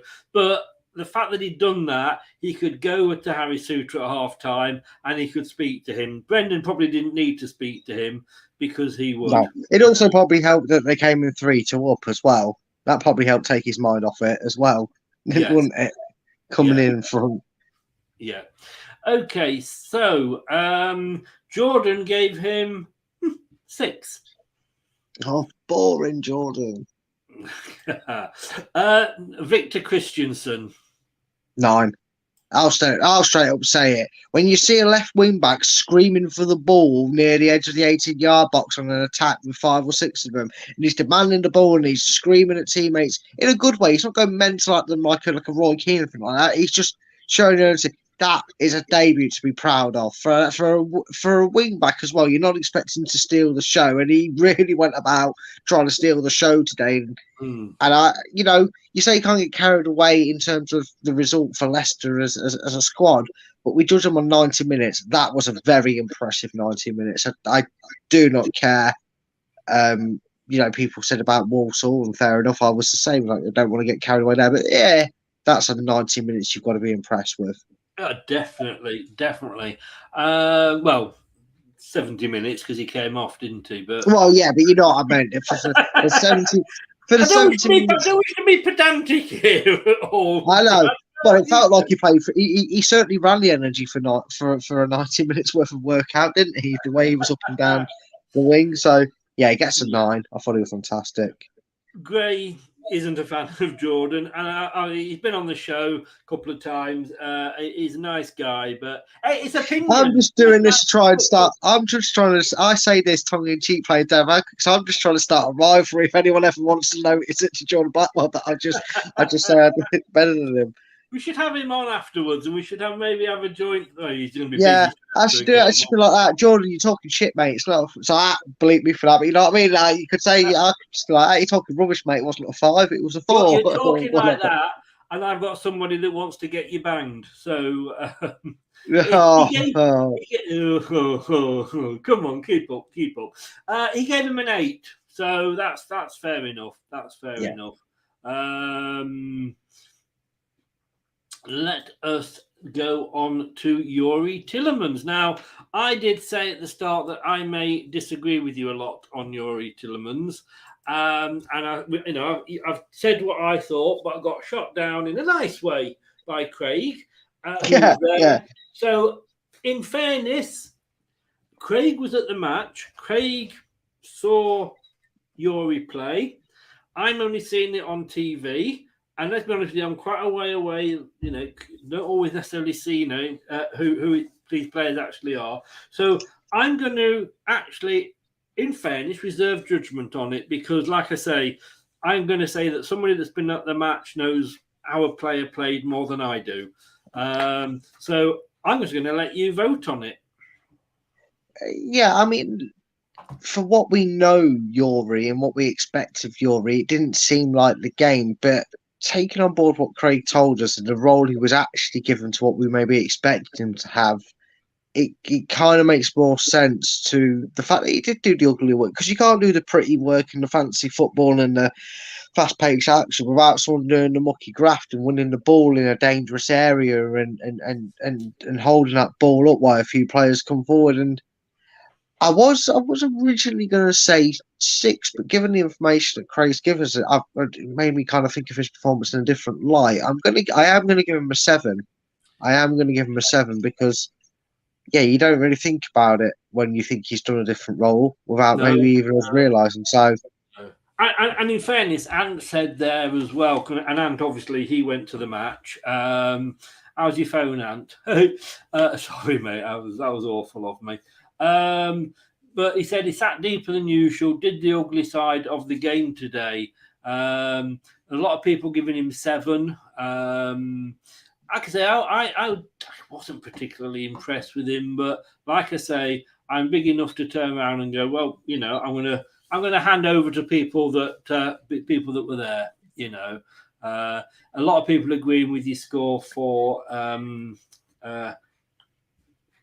Tielemans as well. And amazingly, you've agreed. He's given Yuri Tielemans 7. You see, a broken clock's right twice a day, isn't it? Here he comes with his 7 matching me. 7. Oh. So yeah, I always forget that. Now, I'm going to disagree with him here. What are you going to give Kieran Dewsbury Hall? I'm going to give him a 7 as well, and the reason I'm going to give him a 7 is because he was really good. He was instrumental in the goal that got us straight back into the game when that sinking feeling didn't get a chance to really sink, if you will. Leicester's play did start in that second half, come predominantly down the wings, and with that, the likes of Tielemans and Dewsbury Hall and even Maddison, who I think is next is next on this, probably the same because they weren't needed as much in a sense. They still ran about and put the pressure on and did the hard graft, but they didn't play their usual game because it wasn't needed. The threats were coming from elsewhere. So yeah, it gets a 7. I would agree with you. I would have even possibly towards an 8. I mean, Anthony says Dewsbury Hall 7. And said, he only gave him 5. I thought he was poor today. He gave the ball away too much. 5 was what Jordan gave him. And it just shows, doesn't it? I saw right down your mouth then. Just shows that, how different. Like I say, it's opinions, isn't it? I thought he had a good game, to be honest with you. Mel is in. Good evening, Mel. How the devil are you? Hope you're well, Everton. But Mel, Arteta out yet? Arteta out yet? We're hearing rumblings. I can hear the ground shaking. I put my ear to the ground and looked at the smoke signals, and I can see a few Arsenal out. I mean, you are only 5 points ahead now. Oh, not good enough. Not good enough. Mr. Maddison, I thought had absolutely looked when he's on that form. I think he's unplayable, and he was in the middle, which is his preferred position, and is the better position because he can cause more damage. Yeah, it was pre-World Cup Maddison, wasn't it? not exactly Maddison back to his best. He did have some spells where I wouldn't say he didn't see the ball, but he wasn't really needed on the ball. But he could have called again. He played well again. He wrestled for the ball back as well, and he won it well. A little bit worried with him again when he went down for a bit and stayed down. But fair play to the referee and Leicester. We both played on. At that point, luckily he got up and he was fine. Came off. Yeah, came off. Yeah, I think again. I am gonna agree with you, Chris. I'm gonna give him an 8 because I think he just stood out more than say Yuri and KDH did. I think he deserves an 8. Okay, I mean, in fairness, look, Yuri was, he was playing defensive, and the camera doesn't always catch the defensive duties quite like the attacking duties, depending on whether they can give up the game or not. But to me, yes, he scored the goal, but he was just. You got to say, I've got to give credit to Brendan. Yes, we had a lot of Brazilian flair on that pitch today, but there was a fair bit of Coventry flair as well. Yeah. Well, he lived up to the name. He lived up to the boost that Brendan gave him in his press conference, and he deserved to be ahead of that midfield three. I think with how he did. Well, he's in the attacking third, isn't he? Really, with how he lines it up technically, but you know what I mean. And says Maddison isn't at his best yet and still dropped to 8 out of 10. Just shows the level of player he is. Yeah, really does. Gray agrees with me. Maddison is much, well, both of us. Maddison is much better central. Yes, he is. Yeah, he is. He can cause twice as much trouble, to be honest with you. Although towards the end, I'm sure I'm going to come to Tete next, but I'm sure I saw Tete actually on the left at the end of the second half. Maybe that was was over on the right. Yes, he did. He swapped them over. Pratt's preferred side is the right, as we know as well. He does play in that role when he's needed. He can play in the middle of the park, but he looked just as good. I mean, he can't exactly cross on the left. Tete, we saw that too. Well, he can cross it, but straight into the air for the goalkeeper, unfortunately. But very, very good. So it was nice to see him on that side as well. See what he can do because he dragged some players with him, didn't he, Tete? Oh God, yes, yeah. I think he's going to be the player that, for taking players out, that Jamie Vardy was. Even if Jamie Vardy wasn't scoring, he was keeping two defenders occupied, and I think that's what Tete will be doing. 7 off Jordan for James. Talking about our Brazilian wonder kid, he was a shaver a cut above the rest today. What did you think of him?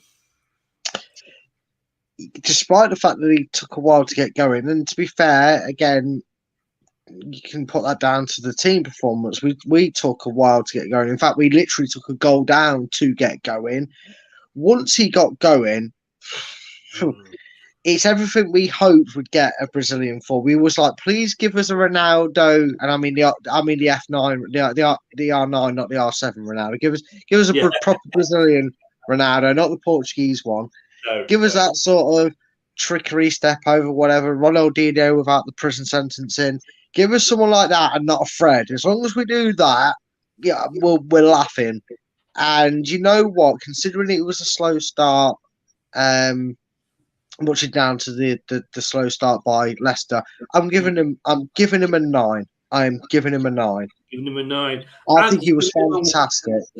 Ant's giving him a 1. Tete is rubbish. Don't tell anyone about him. 1 out of 10. Well, I like it, Ant. A little bit. Yeah. Actually, any scouts listen to this, Tete was awful. When you shouldn't sign him, you should let Leicester take him. No. That's what we should do.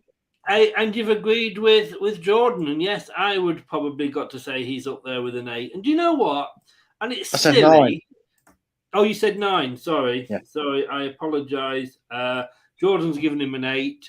I'd probably give him an 8 purely. Once he scored that goal, it was almost like I can relax now. You know what I mean? It's like, they've got to carry a weight of expectation. He's the first Brazilian we've ever had at the club. Yeah. And with the fact that we've obviously loaned out both Albright and Perez, which isn't much to go on in terms of one of our loanees. But you know, we were the pressure was on because if it didn't work and he had a bad game today, sometimes it clicks. Hopefully we've got one of them, you know, because the pressure would have been on him had he came on and not done anything really, and that Leicester would have been sat there going, oh god, this isn't another one. But you know, if that's one of the signs we're going to get for what he's going to do when he's on form, then I hope he continues. Jordan Blackwell, those Brazilian flags will be flying all season if this is anything to go by. That's almost him getting excited, isn't it? Gave him an 8. Gave him an 8. Now, I think this guy was actually very much in with the shout of man of the match for me. I was surprised when I saw him playing on his own up front. But he proved me wrong. You know, he's always. I always thought he had to have the Vardy or the Daka up with him, but my God, he was amazing. What two assists and a goal? What more do you want? You literally can't get much more than that from your one and only striker. No. And you know what? I know who other people went for, and people might say it's crazy, but we have seen this rating given out for players that have done less and attributed less to the game than this. I'm giving Kelechi Iheanacho. I think Kelechi Iheanacho has had the best impact he's had in a Leicester shirt for a long time, probably since that season he was playing 2 up front. He got 2 assists, he got a goal. It was a 10. He was phenomenal today. He did, though, mate. You can't tell me we haven't given Jamie Vardy or Harvey Barnes a 10 for a performance like that in front of goal. He gets 2 assists and he gets a goal. For me, that was the pinnacle of if you're going to play to someone's strengths, that's the performance you want to see from him. And we put the ball in the box for him. He got a great diving header. You know, we pressed with him in it, and it worked. So yeah, for me, it was probably one of the best Iheanacho performances we've seen for a long time. I'm not going to argue with you at all because I picked him as my man of the match, and I have done this ready for him whenever he has a good.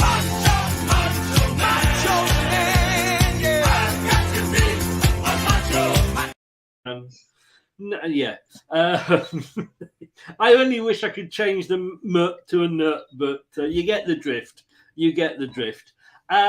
7 from Jordan, which I think was a bit unfair, but no, for me, he was 7. He assists and gets a goal. There were so many moments where he came unstuck, either by dribbling into trouble or hanging in an offside position. That's what he's going to give you. And 2 assists. He peeled off Mings to head in and then provided a sumptuous pass for Tete's goal. Right. But Jordan, sit down, mate. Let's have a word. Let me listen to that. No. So I'm serious, Chris, right? Because he gives Iheanacho, right? He gave Castagne a 6, right? And he admitted that Castagne didn't have the greatest game like I did. That's why I gave him a 5, right? I admit I'm probably in a little bit of la land with the 9. It probably should be a 10, but I'm in good mood, and you know I've got a soft spot for Iheanacho, so that's why he's getting a 10. But how can you give a guy who gets 2 assists and a goal in a 4-2 win, so he's part of 75% of the goals? How can you only give him 1 more rating than someone who you consider had a bad game? I mean, Gray is agreeing with you there. I mean, the thing is, I'll take the job, mate, if you want, and I don't go to the games. I have to go to the games to by the sounds things to get more right. As we always say, it's a game of opinions. It's all about opinions. This game, like our souls, we've all got one. Well, I feel like Jordan Blackwell was watching the game in reverse with some players' performances. But I am definitely not on the fence with this one, mate. I've agreed with you with everything so far. Definitely 10. My man of the match. We'll come to the opinion who, and I have to say, can I just say this? the Leicester fans who vote on the BBC website after the game, the man of the whole match, both teams, Kelechi Iheanacho. Yeah, I saw that. I saw So that. fair play to the guy. You know, long may he. Maybe he'll get another run now. Maybe he'll get another run. We can only hope. Yeah. Chris said that. People said that about Chris Macho Man. Believe you me, Anthony, they never said that about me. Told you. My eyes are getting worse. Kelechi 8.5. That's a Kelechi 9 9.5 for Ant. Ooh, that's a Ant. Come on. That's a 10 then. No. What we were talking in maths, Chris, we always round up. Yes. So that's basically a 10. Thanks for agreeing with me. Yeah, it's because it's rounded up because we don't have halves on here. And with a 5 at school, we were taught to round it up, weren't we? Yeah. So there you are, Ant. Thanks for agreeing with your 10. See? There we go. I mean, and a friend of mine, Shepherd, I remember came to me one day, he went, Chris, I've got 99 sheep. Will you help me round them up? I went, yeah, okay, 100.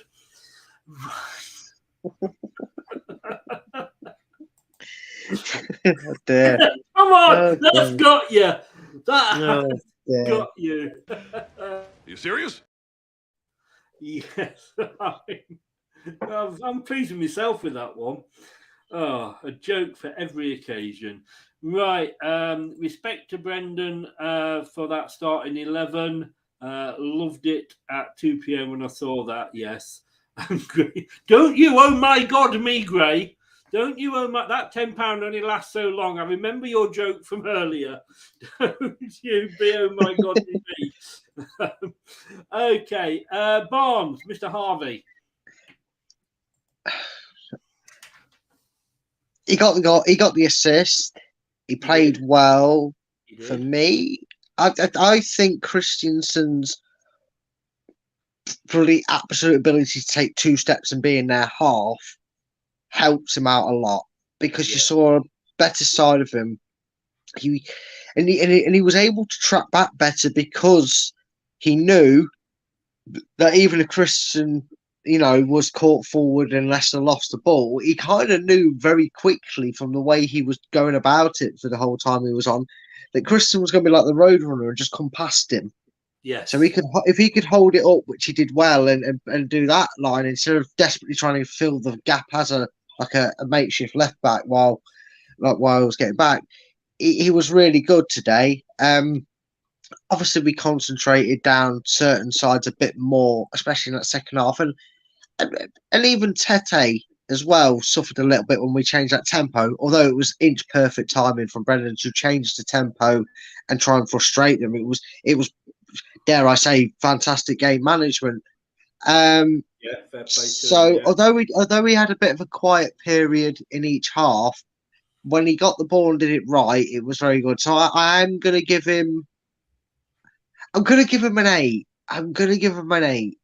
Okay. I was torn between a 7 and an 8, but I think he warrants an 8. Yeah. In America, yes, they have got a lot of different time zones, haven't they? So if you're in New York, you are 6 or 7 hours time difference to Washington to California. And I'm just wondering if there's that sort of delay when, with Bristol in this country, because Anthony's always like one behind us, and he's just it's the Bristol Wi-Fi. He's just not getting the signal. His pet pig or whatever he's got is not it's not turning the wheel that much. No. So was it a 7 or an 8? Sorry, mate. I know I was torn between. I don't know if to give him a 7 or an 8 because he did a quiet period. I'm going to give him an 8. He played the game a bit different today. He could afford to play and defend the way he kind of prefers with Christensen doing that. So, yeah, I'm going to give him an 8. Let me ask you this question. Did Barnes play better when Justin was behind him? I felt so for the same reason with Christensen. Well, exactly. So maybe because Justin has been injured and, you've got Thomas. I know he's older than Christensen, but he's not as experienced in real terms. I think now he's got that player behind him, because James Justin likes to go forward, doesn't he? And I think, Yes, he does. he's got that sort of, Christian's probably coming out going, get out of the way, and he's probably running past him.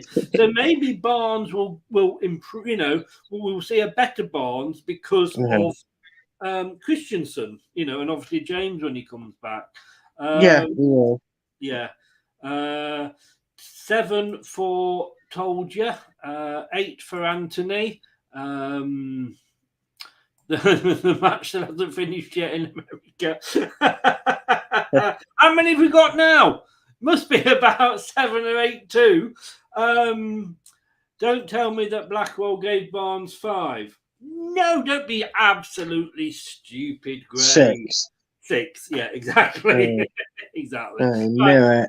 We'll run through the substitutes reasonably quickly. Dennis Pratt got the goal.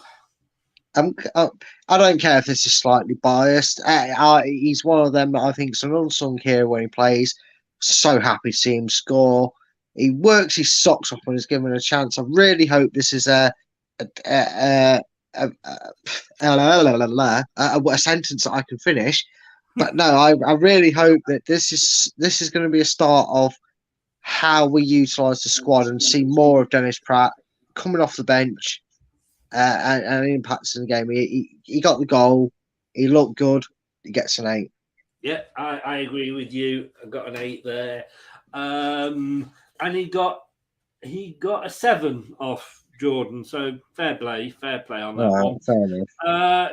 Jamie Vardy. We're going to experience a different Jamie Vardy. You're going to have to like it and lump it, I'm afraid. We're going to have a defensive striker in Jamie Vardy who could have still and will still get us the odd goal and assist here. But this is now Jamie Vardy's new role. He's the impact sub. He's the deep lying forward. I'm going to give him a 6.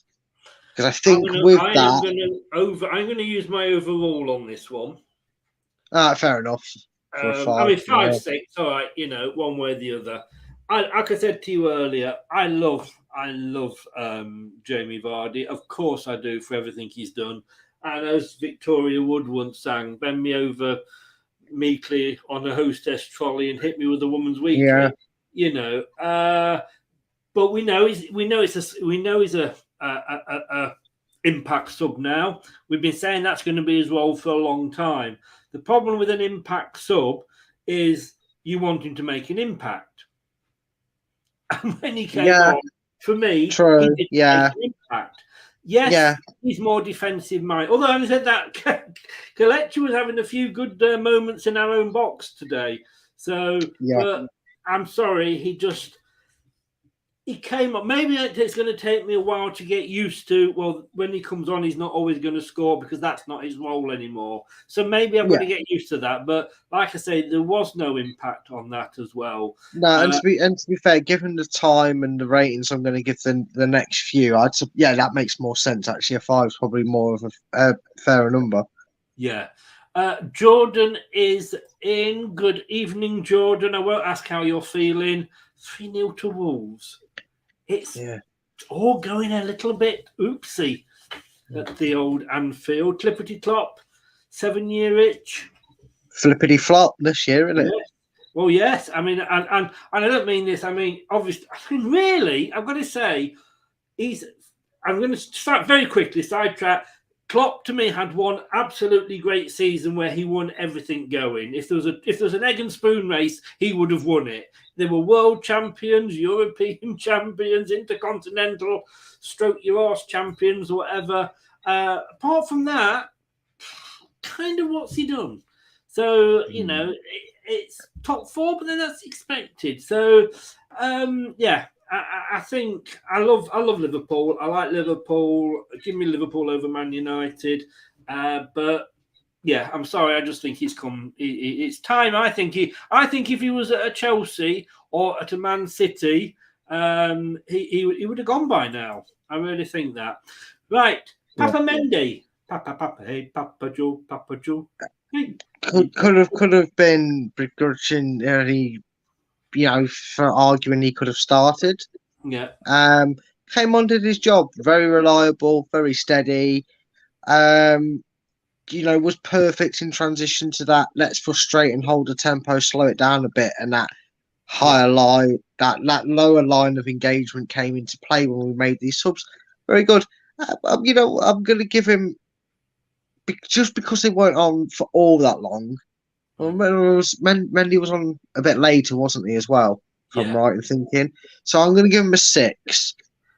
Give him a 6. Had he been one of the earlier subs, he probably would have worked his way up to a 7. But he didn't.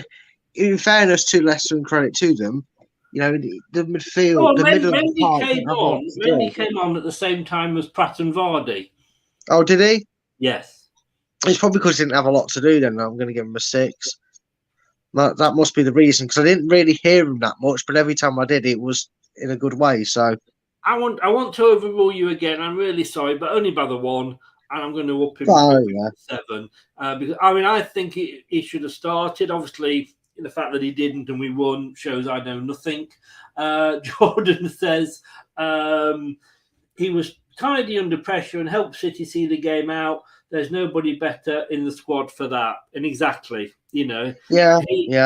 that's his role, and how long he wants to stop in that role and carry on doing it, I don't know. He may say, look, I want to be a starter. I don't know how old Mendy is. I'm not saying that plays an ultimate part, but if he's, because you got to remember he's a centre midfielder essentially. I know he's a defensive centre midfielder, but he's still a midfielder. If he's in his late 20s, he might be looking at this going, well, if this is going to be what I can do and I can offer, play at the top of play in the Premier League, who knows? Because he's been willing to do it so far, and he's been rewarded with more time. Can I?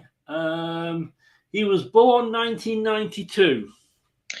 So he's 30, or turning 30 this year. Sorry. Yeah. Well, no, he turned 31. 31 this year. So maybe who knows? And you know what? We have been impressed, haven't we, Chris, when he has made his appearances, and he has got more and more over time under Rodgers. So I'd be happy to have him there as a squad player if he's happy to do it. Yeah, no, I totally. Yes, he's 30, like you say. Hope he stays. So do I. Someone convinced Kagler to stay. Indeedy. Oh, I don't know about him, but definitely Calgary. I know that was bad. Right, next up, we have got Mr. Thomas. Now, he only came on in the 81st minute. Yeah, and I'm going to give him praise, and then I'm going to give the rating, because we knew, and I think even Brendan knew, but there's nothing he could really do about it. Luke Thomas can actually defend. It's that transition from left back to left wing back he cannot really do, and it was one of the qualms that Leicester fans found themselves with Chilwell when the game required it, though. And this may be something that Thomas needs, where he comes off the bench and makes these bit part appearances, or when the game requires the more defensive minded player, the one that's going to sit back in our half and not make them runs forward. When the game requires it, Thomas is going to benefit from those situations instead of trying to do it. Do both jobs. He's only going to get a 6 because he wasn't on the pitch long enough to do much, but he did what was asked of him. See the game out, make sure nothing drastic happens. And he did. He kept the ball out and he was there defending well. So it actually benefited us keeping him back and not tending to get forward. And I think so. This is, like you say, we've got to use the squad. We've always said Brendan hasn't got a small squad. He's just got a small group of players that he trusts, and he's got to enlarge that. And I mean, Thomas almost kind of burst onto the scene, didn't he? Because he got that amazing goal when he shouted to Vardy to miss it. He scored in the Europa League, but then he did kind of stagnate a little bit. But come to think, where would we be without him? Because we've got nobody else. We hadn't got anybody else until we signed Christensen. So, Nate's just going on to Cags there. So, it's a fair point. And look, it's squad depth. We can't afford to let him go out at the moment on loan because well, we're too late now anyway, isn't it? But, we haven't got any cover. I do sometimes wonder whether he kind of peaked too soon or not. Thomas, he got a not applicable because he wasn't on long enough, he said. I think again we're seeing that if this is the way Leicester are going to try and go about it, that some players have all of a sudden been given a new role as well as a new lease of life with some players. We were talking about Pratt starting to get more minutes. This may be one where someone swallowed the pride a little bit with Mr. Kaglar as well. Yeah. Talking to Mr. Kaglar, and he was only on, well, I think it was 7 minutes in total, because he came on in the 83rd. Oh, no, 7. So he had 11 minutes, and there was 4 minutes of an injury time, wasn't there? So 11 minutes, he came on. He got boxed. The BBC doing this to me. He came on for Tete. They've given him his full name. I'm not going to attempt to do that. I did it earlier. Yeah. Got a yellow card. Do you want to vote him for what he was on? Yeah, I do. You know what? It was nice to see. Despite whether you got to share the opinions of I do with the whole Kaglar and Brendan and club scenario situation or not, but despite whether and I was just as happy as most people were to finally see him play football. It was nice. It was refreshing. It typified the good feel with Leicester fans and the performance they put in. You know what? You chucked him on there to come in, F Villa's ass up, as you'd say, and walk out. And he did. He came on. He got in the faces. He pushed them to the floor. He got himself booked. He did what Brendan asked him to do when he was going into a 3-man midfield, which is just ruffle the feathers a bit. For me, he's going to get a 7. Because I know he didn't come on for long, but what he did was exactly what you're asking that sort of defenders to do. No nonsense. Totally agree with you. All those. I mean, 5 substitutions, Brendan. My God, that was the first shock. And I think he made the right substitutions. And Jordan says here, and I think this sums it up. He thundered into a few challenges like only he can, but that helped break up Villa attacks. The fans still love him. Yes, we do. Yeah. Yes. And if you wanted to bring on a sub, just so you don't lose that intensity that Face, Stour, I forgot his name already. Sutar.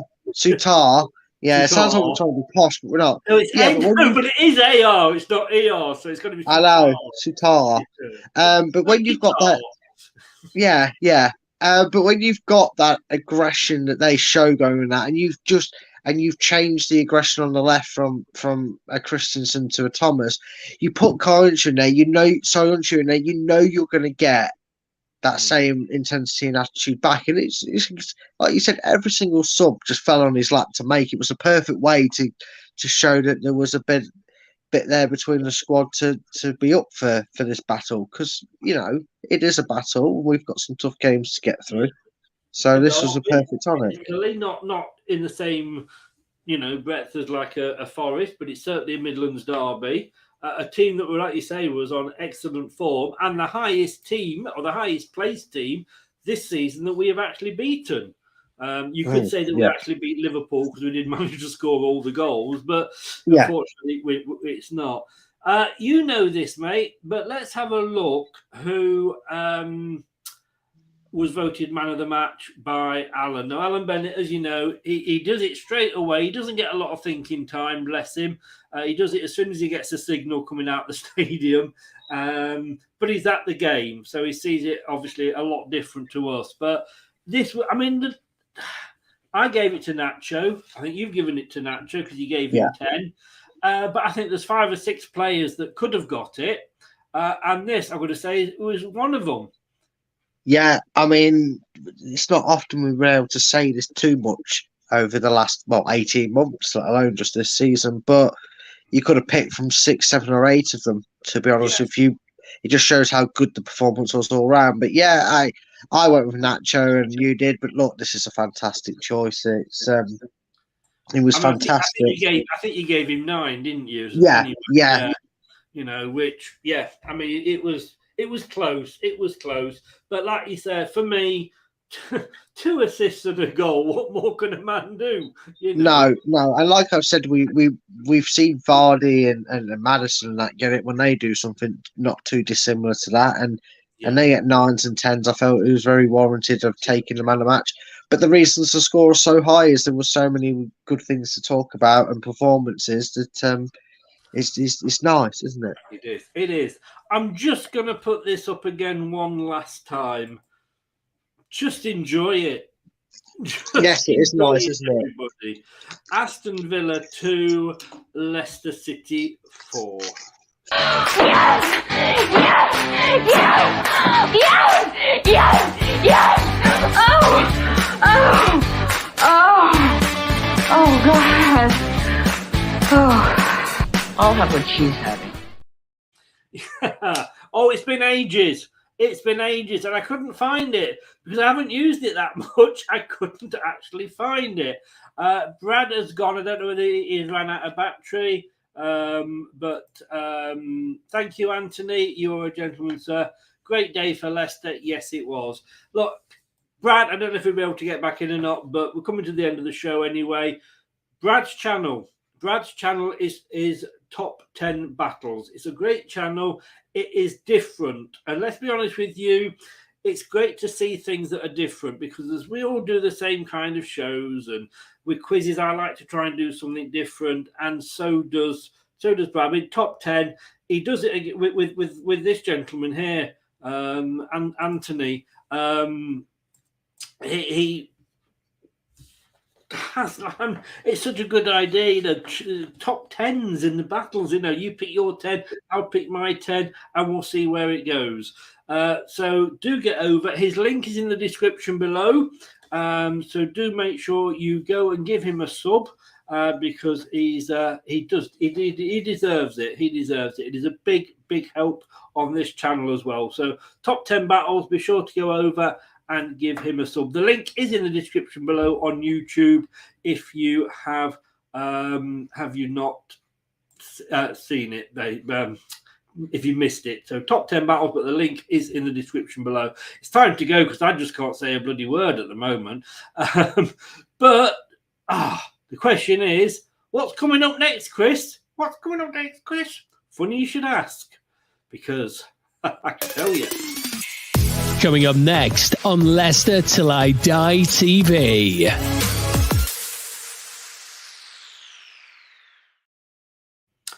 Nine o'clock tomorrow. Another one-to-one, The Conversation, where we talk to ex-players, managers, chief executives even, anything linked with Leicester City. David Connolly last week, Pontus Kamark. Is he still walking like that because he's got Juninho in his pocket? We'll see. 9 o'clock tomorrow, live, The Conversation, one-to-one with Pontus Kamark. Don't miss it. That's Monday night, 9 o'clock. Be sure to tune in. I'm sure he's got a grab. I mean, those two games are absolutely amazing. Well, let's be honest with you, we just got promoted and we ended up in a League Cup final that we won. Yeah, guess it's not for everybody, Nottingham Forest, is it? My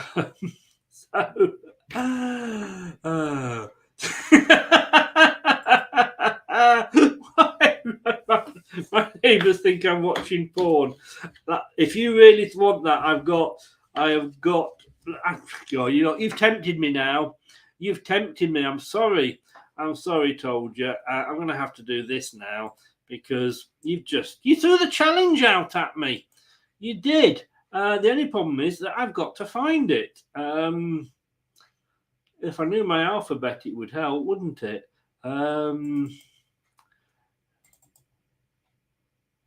Where are we? Here we go. Right. So, are you ready for this? Make sure your neighbours are listening. Put the laptop up against the wall. Oh, I'm there! I'm there! I'm there! I'm there! Oh,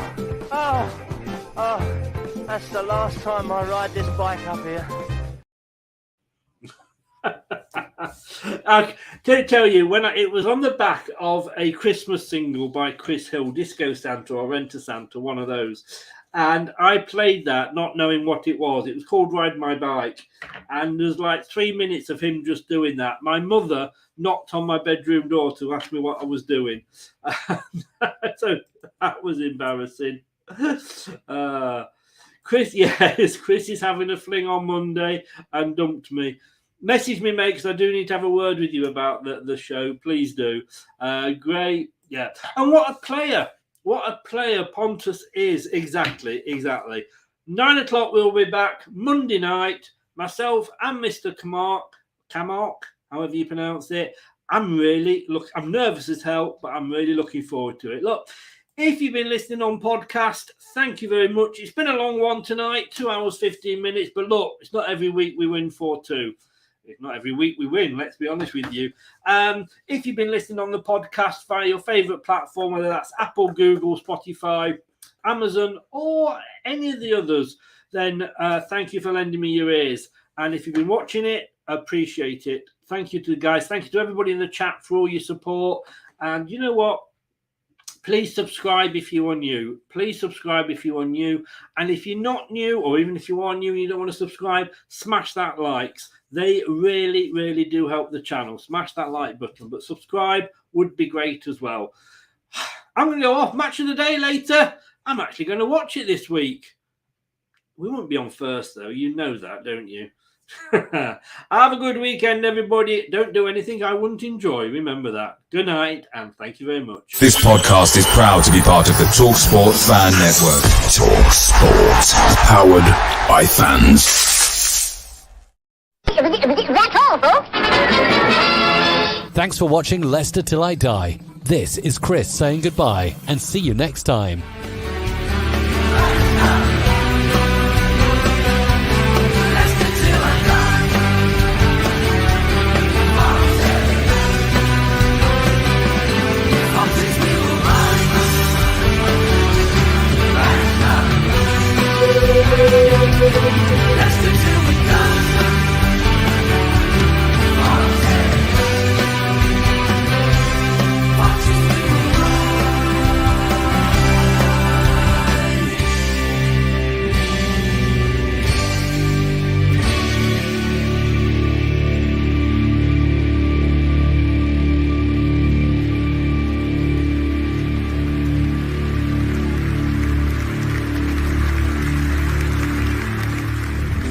Thanks for watching.